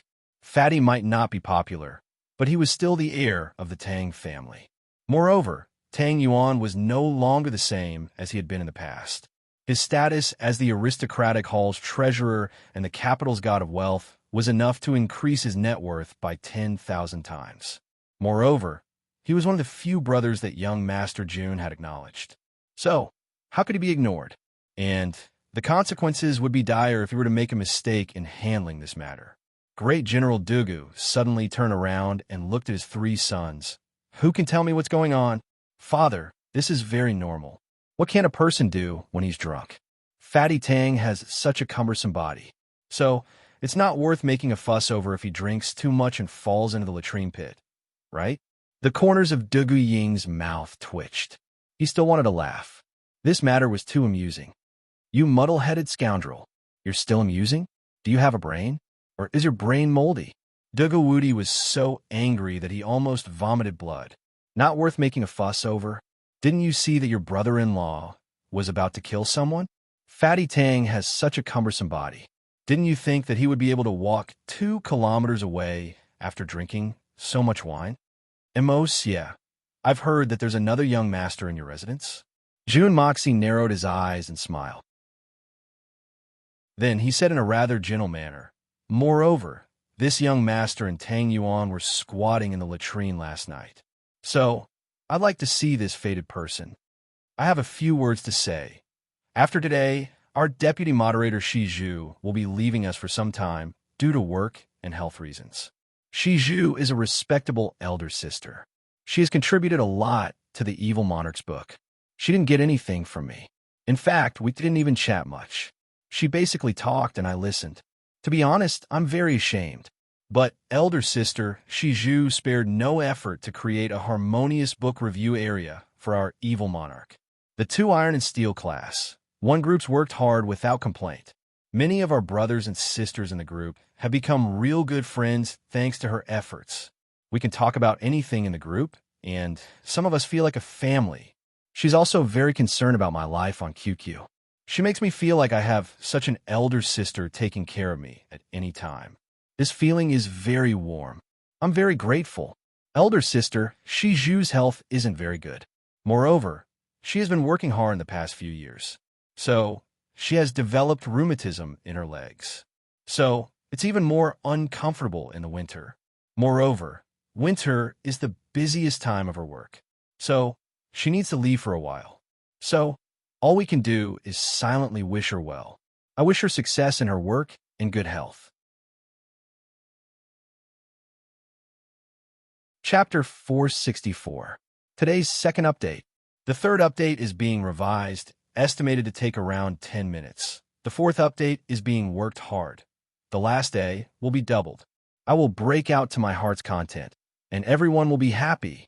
Dugawudi's complexion turned bitter. That young master was the nephew of Dugu Wu Di's second lady. He was from the Huang family of the Golden East City. The Huang family could be considered as a Xianqi family, but it was still far from being comparable to the Dugu family and the Jun family. However, he had overestimated his capabilities and had come here with the intention of courting the young master. It was unknown what the second lady was thinking, but she had bypassed General Dugu and led him to the old man and the old lady. But he had been rejected by the old man and the old lady on the spot. Firstly, their families weren't suitable. Secondly, the guy didn't have any skills. In fact, the old man Dugu Zongheng had said at that time, "What kind of small fry has come to the Dugu family to seek marriage? It would be better to marry Jun Moxie than to marry him. After all, he has a good family background. However, that brat's skin was very thick. He had used the excuse of visiting his aunt after his marriage proposal had been rejected. His intention was to wait for Dugu Xiaoyi to return and then ask Dugu Xiaoyi for her opinion. After all, the two of them were childhood sweethearts, and they had played together since childhood. The two of them had grown up and hadn't had much contact with each other, but they still had the foundation of their childhood feelings. Moreover, he had heard that the Dugu family had rejected the imperial family's marriage proposal. So, it seemed that they wanted to find a good home for their daughter, and they didn't pay attention to the fact that their families were well matched in social status. Moreover, the Jun Moxie whom his cousin had fallen in love with was a complete debauchee. Therefore, the young master's heart had become even more lively. Therefore, he had shamelessly waited for Dugu Xiaoyi to return. Dugu Wudi didn't care too much about it after the second lady begged him to stay. The Dugu family was a big family with a big business. How could they care about having one more person stay and eat? However, now that Dugu Xiaoyi had someone to rely on, it could basically be confirmed that the marriage between Jun Moxie and Dugu Xiaoyi had been finalized. Dugu Wudi obviously didn't want to keep this nephew of his to be an eyesore. It would be terrible if he caused some trouble. The great general had planned to chase that fellow back in a few days, but he didn't expect to hear that name from Jun Moxie's mouth at this moment. This is the Dugu family, not the Jun family. Since Jun Moxie was able to say this, it meant that he definitely had a certain degree of certainty. He was even able to confirm that it was this cousin young master who had done this.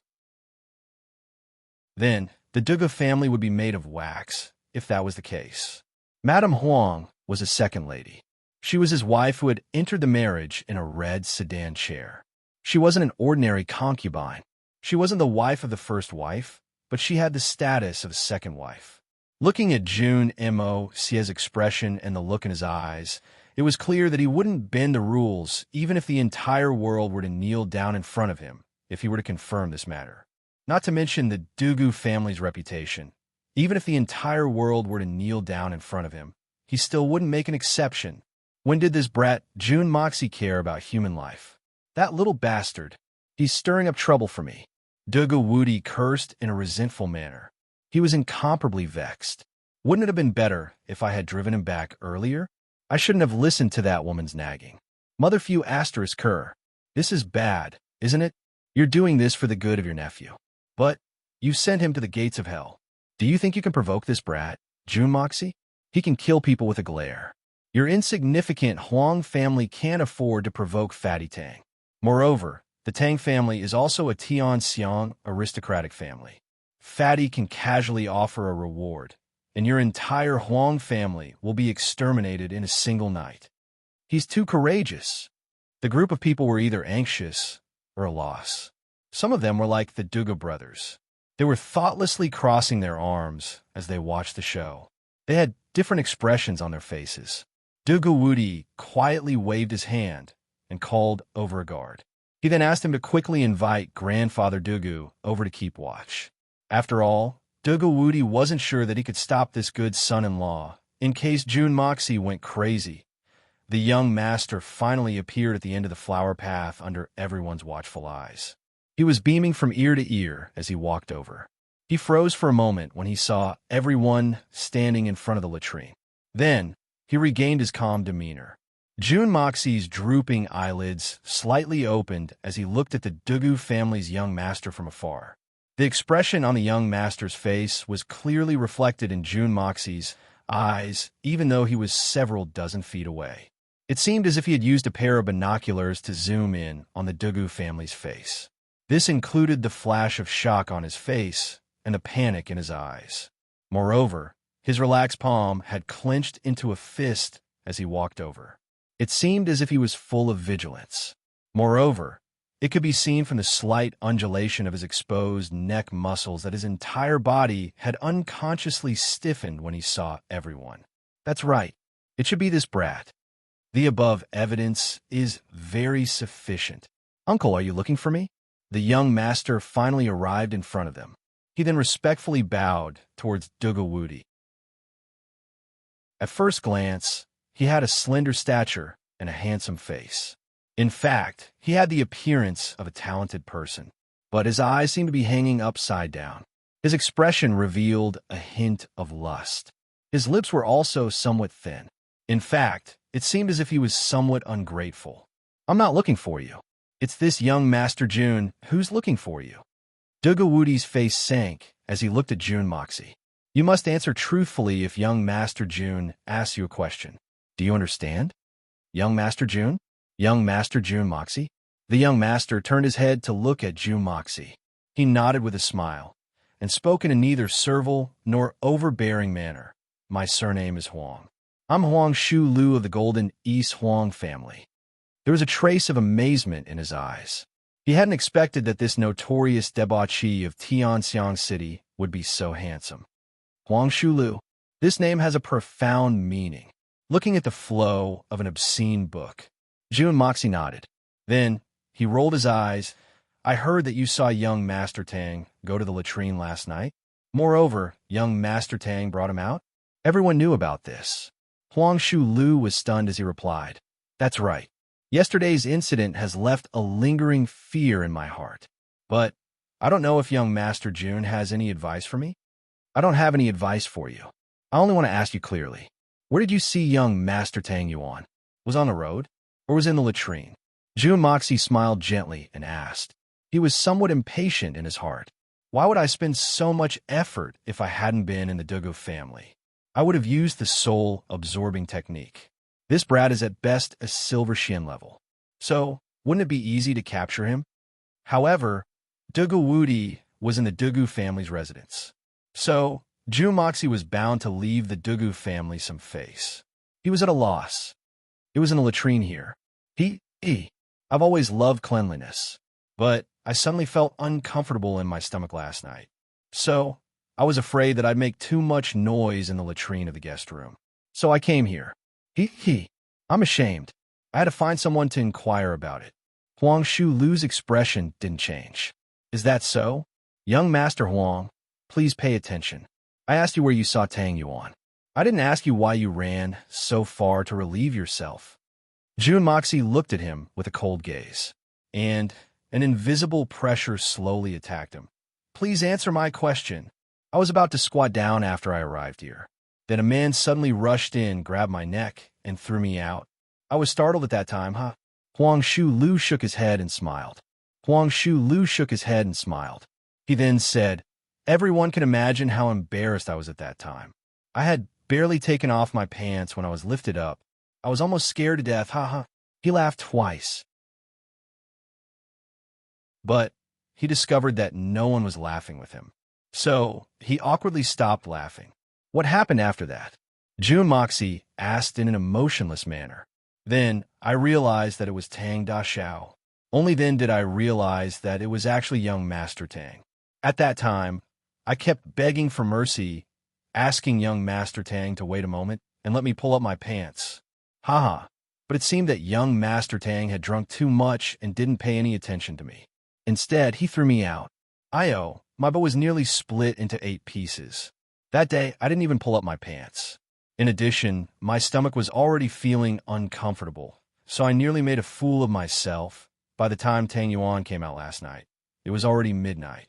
Moreover, there were no stars or moon last night, so I couldn't see clearly. I'm afraid that it would have been even more difficult for you to relieve yourself in the latrine. You were caught off guard, and your neck was grabbed. Your face should have been facing downwards. So, you couldn't have seen who it was.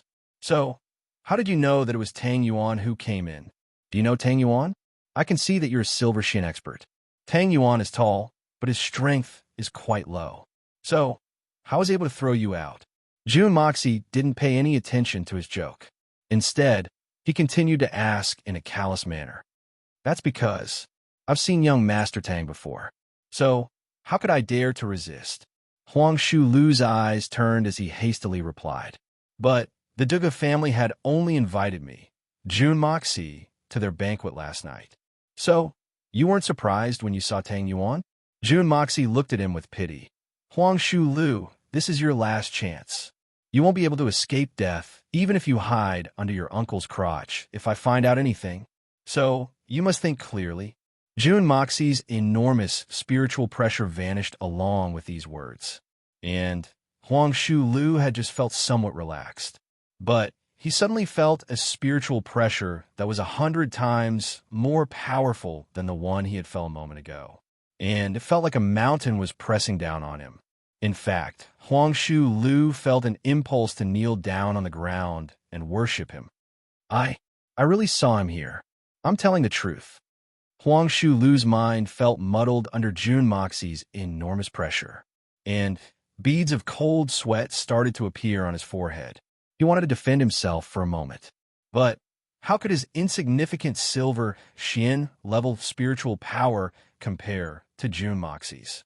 His calm state of mind had been crushed by Jun Moxie's imposing aura for a moment, and his mind was thrown into chaos. So, he spoke in a panicked manner. I can testify with my character, and I believe that my uncle and my cousins can also testify for me. How can I be a despicable villain who would push someone into a cesspool? Du Guiying and his two brothers sighed as soon as these words came out. And that was because even they could hear the problem in his words. Jun Moxie hadn't even asked Tang Yuan how he had fallen into the cesspool from the beginning to the end.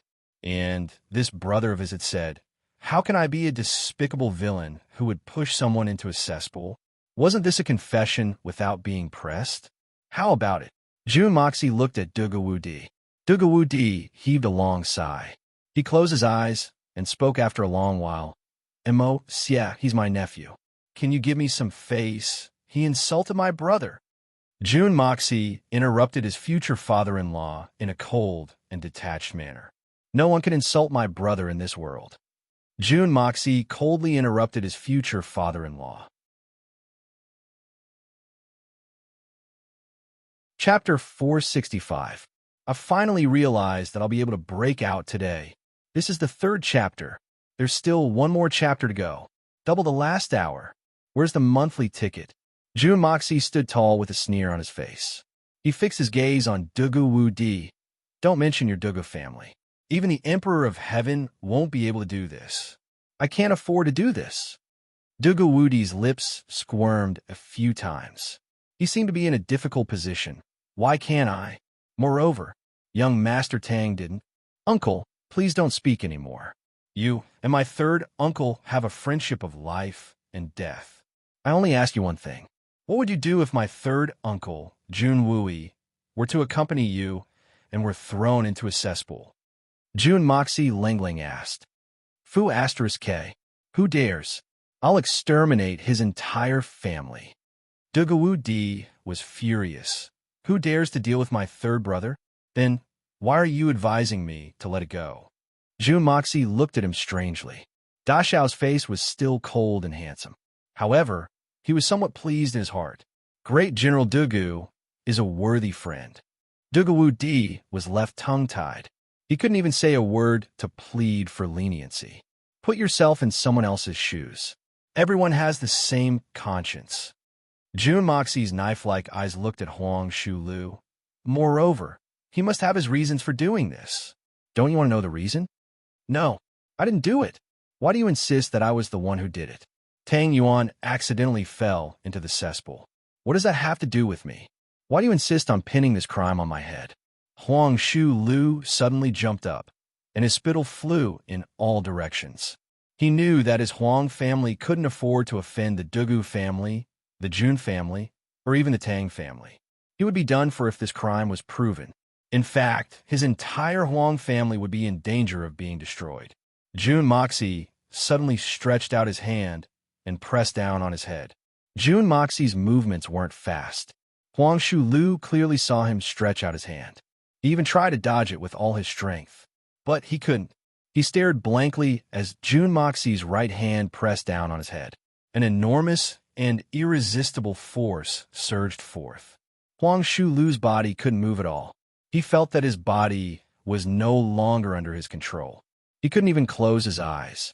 Then he heard Jun Moxie's voice, Huang, to open his eyes. Huang Shulu involuntarily opened his eyes wide. He saw a pair of eyes appearing in front of his eyes. Then these eyes slowly turned into two bottomless ponds. Suddenly, he felt a subtle feeling of dizziness and confusion. It felt more and more like a dream.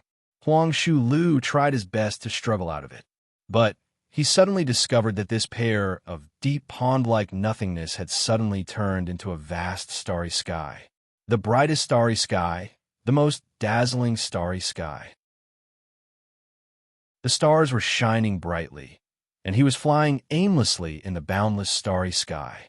He had no goal or direction. At this moment, an unusually gentle voice that was mixed with the most amiable voice suddenly rang out. The voice seemed to be very vague and distant, like the warmest lullaby that could actually make one's heart and body completely relax and let down all of one's guard. Listening to this voice, it was as safe and comfortable as lying in his mother's arms when he was young.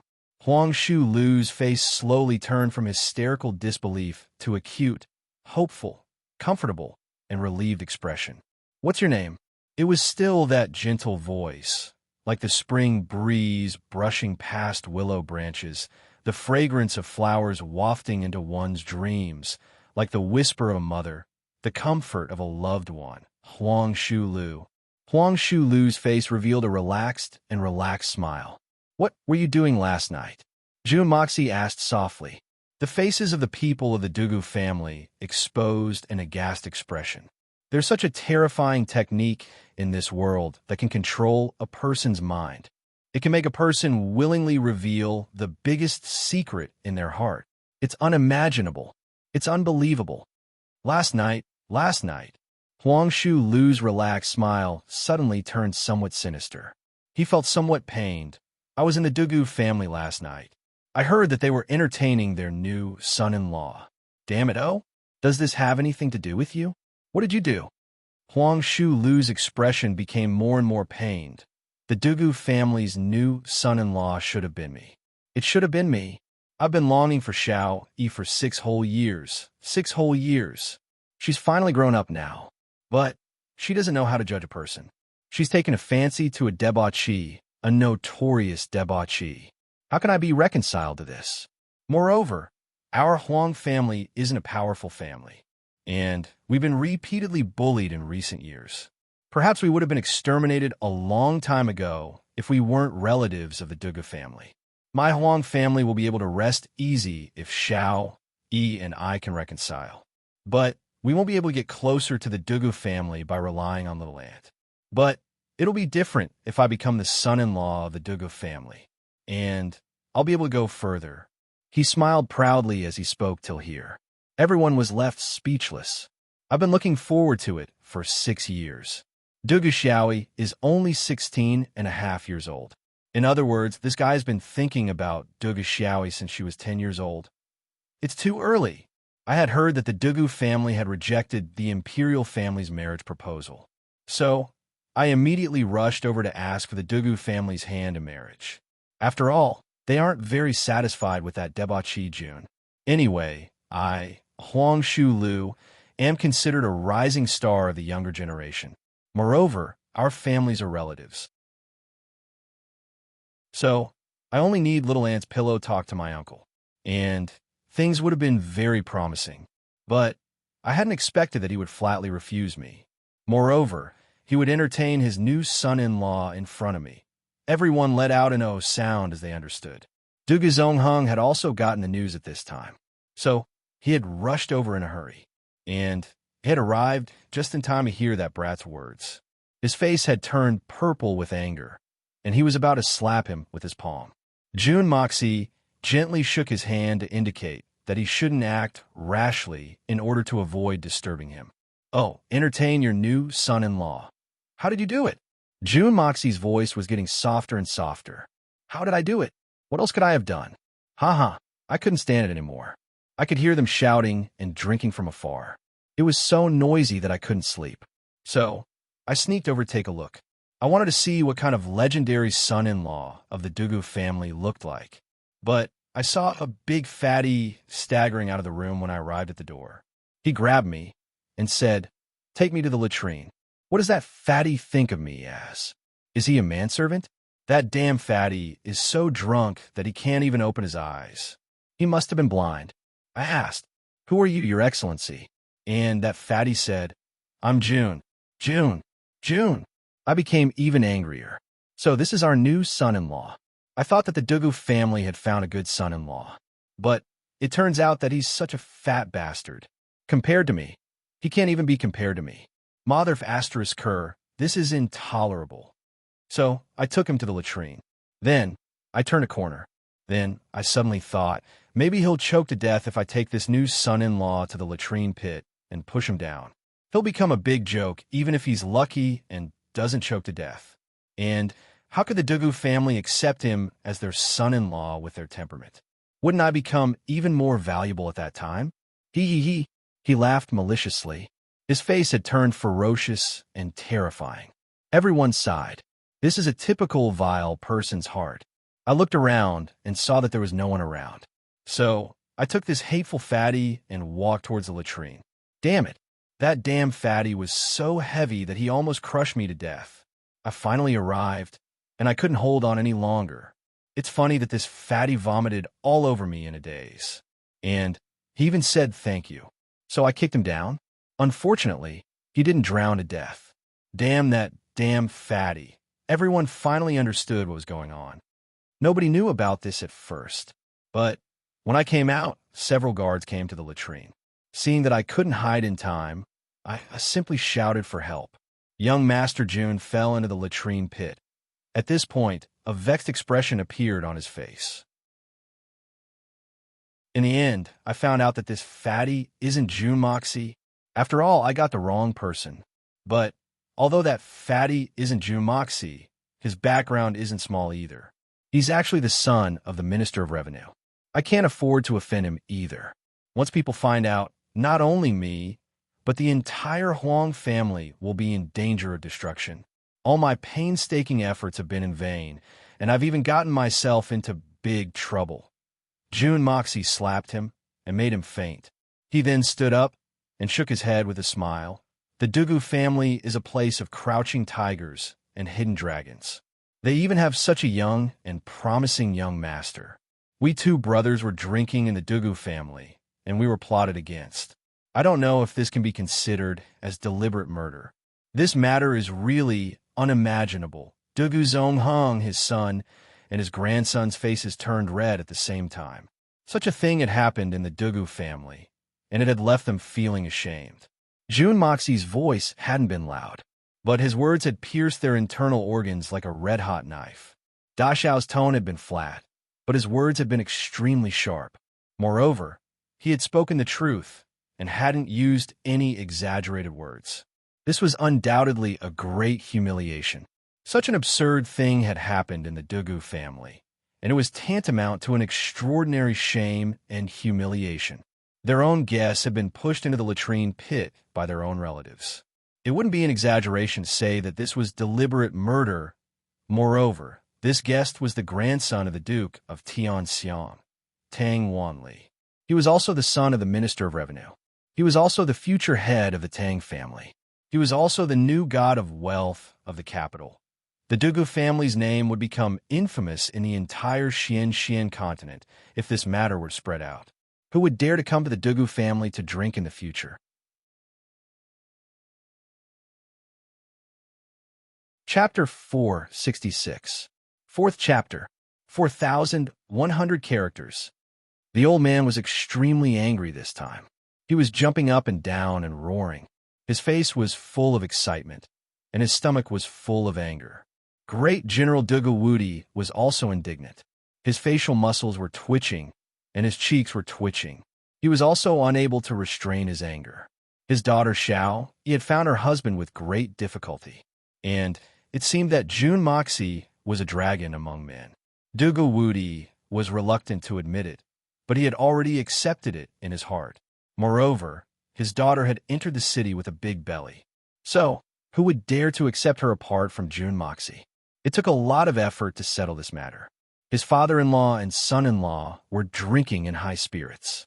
Moreover, Jun Moxie had also agreed to treat his father's old injuries. This was double happiness for the Duga family. In fact, it was a good day to add happiness to happiness. Dugawudi wiped his cold sweat as he realized that his nephew wanted to push his son-in-law into the latrine at such a critical moment. Fortunately, he had made a mistake. He had pushed Tang Yuan into the latrine. Had he pushed Jun Moxie in instead, Dugawudi couldn't imagine what would have happened.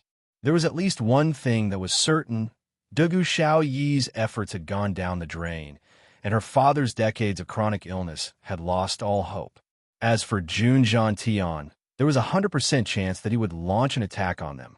How could Jun Zhantian allow his grandson to suffer such humiliation given his temperament? As the saying goes, a scholar can be killed, but not humiliated. The two families would have been at loggerheads with each other. The father and son roared for a while. Then, the inner courtyard was thrown into chaos. A group of women rushed out. "It's so early in the morning. What's with the two of you?" It was the old mistress who questioned. "I'm not only going crazy today, I'm also going to kill people." Duga Zongheng jumped up and cursed. "Who do you think you are?" The old lady glared at him. She was about to get angry. Suddenly, a delicate and pretty woman rushed out from behind her. Her face was full of panic. Lua, what's wrong? Why are you lying on the ground?" After shouting for a long time, he realized that Huang Shu Lu was still unconscious. He couldn't help but raise his head in panic. Master, what's going on? What's going on? Ask your nephew. Your Huang family has educated your descendants well. I didn't expect your Huang family to be so far-sighted. What a scheme. What a scheme. Dugawudi reprimanded with a cold expression. Jun Moxie looked at the noisy family and felt impatient. Moreover, he was still an outsider. He lifted his foot and walked out. After taking 2 steps, he suddenly stopped and turned around. He pointed at Huang Shu Lu, who was lying on the ground, and said, "This person, I'm giving face to the Dugu family. I won't do it myself, but he had to die. There is absolutely no room for discussion on this matter. If the Huang family is dissatisfied, I, Jun Moxie, am willing to reason with them at any time. He shouldn't have framed my brother like this. I don't care what he had done in the past, and I don't care whether he was kind and honest in the past, but he can't absolve himself of the blame, even if he dies 10,000 times. Who dares to bully my brother? Not even the heavens. Moreover, I don't know how Fatty will retaliate against him and the Huang family. I won't guess Fatty's thoughts, so I will support him unconditionally. That's all I have to say." His tone was awe-inspiring, ice-cold, and callous. His indifferent words were like a supreme monarch announcing his order to kill a person. No one could see that an invisible and silent stream of energy had penetrated Huang Shu Lu's head from the tip of his finger. The Duga family may be biased, but this person won't be able to see tomorrow's sun. I won't leave any leeway. I won't leave any leeway. I won't leave any hope for my enemy to crawl back up. My brother's enemy is the same. After saying these words, Jun Moxie walked forward coldly. Wherever he passed, the crowd would involuntarily open up a path for him. "Wait." The second madam stood up with a cold face. "Young Master Jun, you're Xiao Yi's future husband. So, when not outsiders, may I ask how my nephew has offended you? Why do you insist on putting him to death? Shouldn't you give me an explanation?" Jun Moxie didn't turn around. He insipidly replied, "You can ask the great General Dugu about how he has offended me. I'm glad to tell you that the Huang family would have been annihilated before sunset if it hadn't been for the Dugu family and the Dugu family. Not even the fowls and dogs would have been spared. Jun Moxie coldly said with his hands clasped behind his back. You should rejoice. Jun Moxie walked away after he had said this. Don't touch my brother no matter who you are. You'll have to pay a corresponding price if you do. An unbearable price. The second madam was about to say something when the great General Dugu slapped her across the face. He then scolded, You slut! You still dare to pester me? You've ruined the Dugu family's reputation. Needless to say, you didn't marry me for a simple purpose, did you? The second madam was also an intelligent person. She had deduced the whole story from the situation before her eyes. But she had been stunned by the great general's slap. Jun Moxie, Jun Dashao, I beg you, please let my nephew go. The second madam cried out. She couldn't think of a reason to plead for leniency. What condition could she have in order to get the Jun family to open the net on one side? The second madam thought for a long time. Then, she suddenly recalled a family legend. She recklessly called out, Young Master Jun, my Huang family. My Huang family also has an ancestor in the boundless blood sea. Boundless blood sea. Jun Moxie paused in the distance. Then, he slowly said, Even if his father is the king of the soaring heaven palace, it'll be useless if he dares to touch my brother. Then, he finally left. You slut. Why aren't you going back to your room? You're disgracing yourself here. Go back to your room and think about your mistakes behind closed doors. Get lost.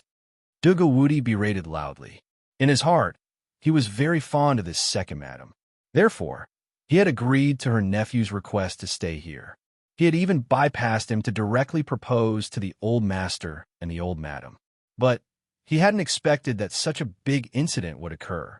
Dugu Zongheng's face turned black as he made arrangements. Then, he suddenly shouted at his son, You're also a bastard. Why didn't you take care of your woman? What's wrong with crying and crying?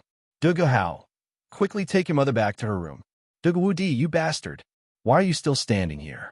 Aren't you going to see Tang Yuan? The old man was practically stomping his feet when he said the last sentence. Dugu Wudi suddenly realized that the key to this matter wasn't Jun Moxie, nor was it the Dugu family.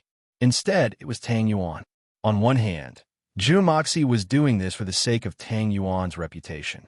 On the other hand, he was also thinking about the Dugu family. After all, the two families were future in-laws. Jun Moxie had to take this into consideration. As for his own family, there were only a few people who met him. The key was Tang Yuan. If this matter could be covered up, it would be a great blessing.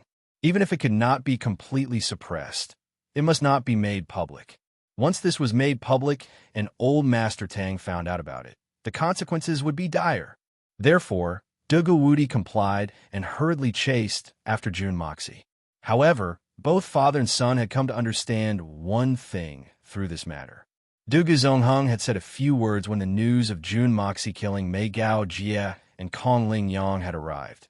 Jun Moxie is a vicious and merciless person. He is a decisive person. So, no one should provoke his women or his family, no matter who it is. Jun Moxie's women and Jun Moxie's family were undoubtedly his reverse scale. Every dragon has a reverse scale. Touch it and you will get angry. You will bleed for 3,000 miles in anger. Now, he had come to a realization. You can't touch Jun Moxie's brothers except his family and women, especially his brothers. He had dared to make such a ruckus the first time he went to his father-in-law's house to drink for his brothers. He hadn't given the Dugu family any face.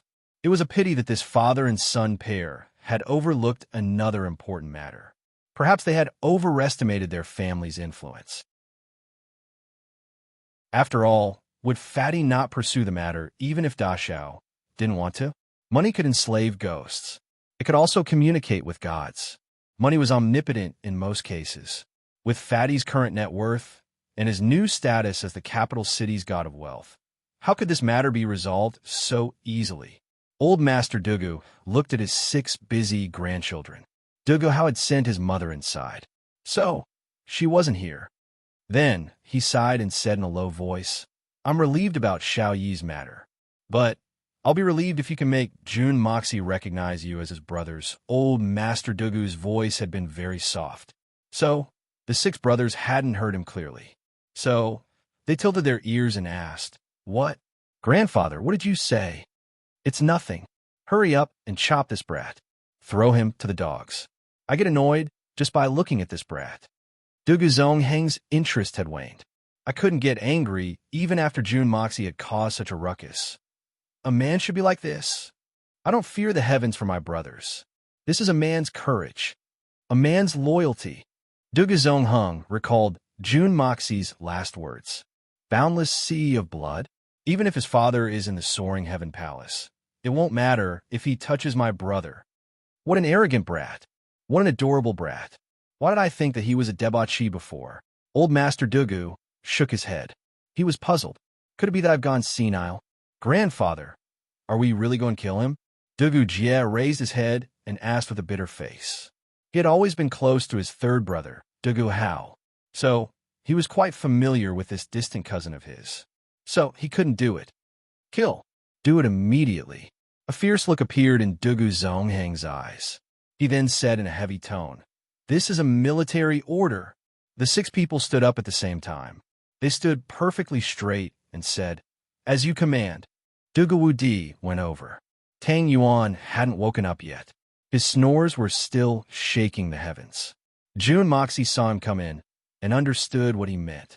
He said, "Tang Yuan drank a lot yesterday, so he might not be able to remember." "That's for the best." Dugu Wudi sighed. His dark face had turned somewhat red. He coughed a few times and said, "This matter is really..." Jun Moxie smiled in astonishment. He hadn't expected that this uncouth man would apologize. He then said, "Don't worry. I'll tell Tang Yuan not to tell anyone, even if he remembers." "That's even better." Dugu Wudi wiped his sweat.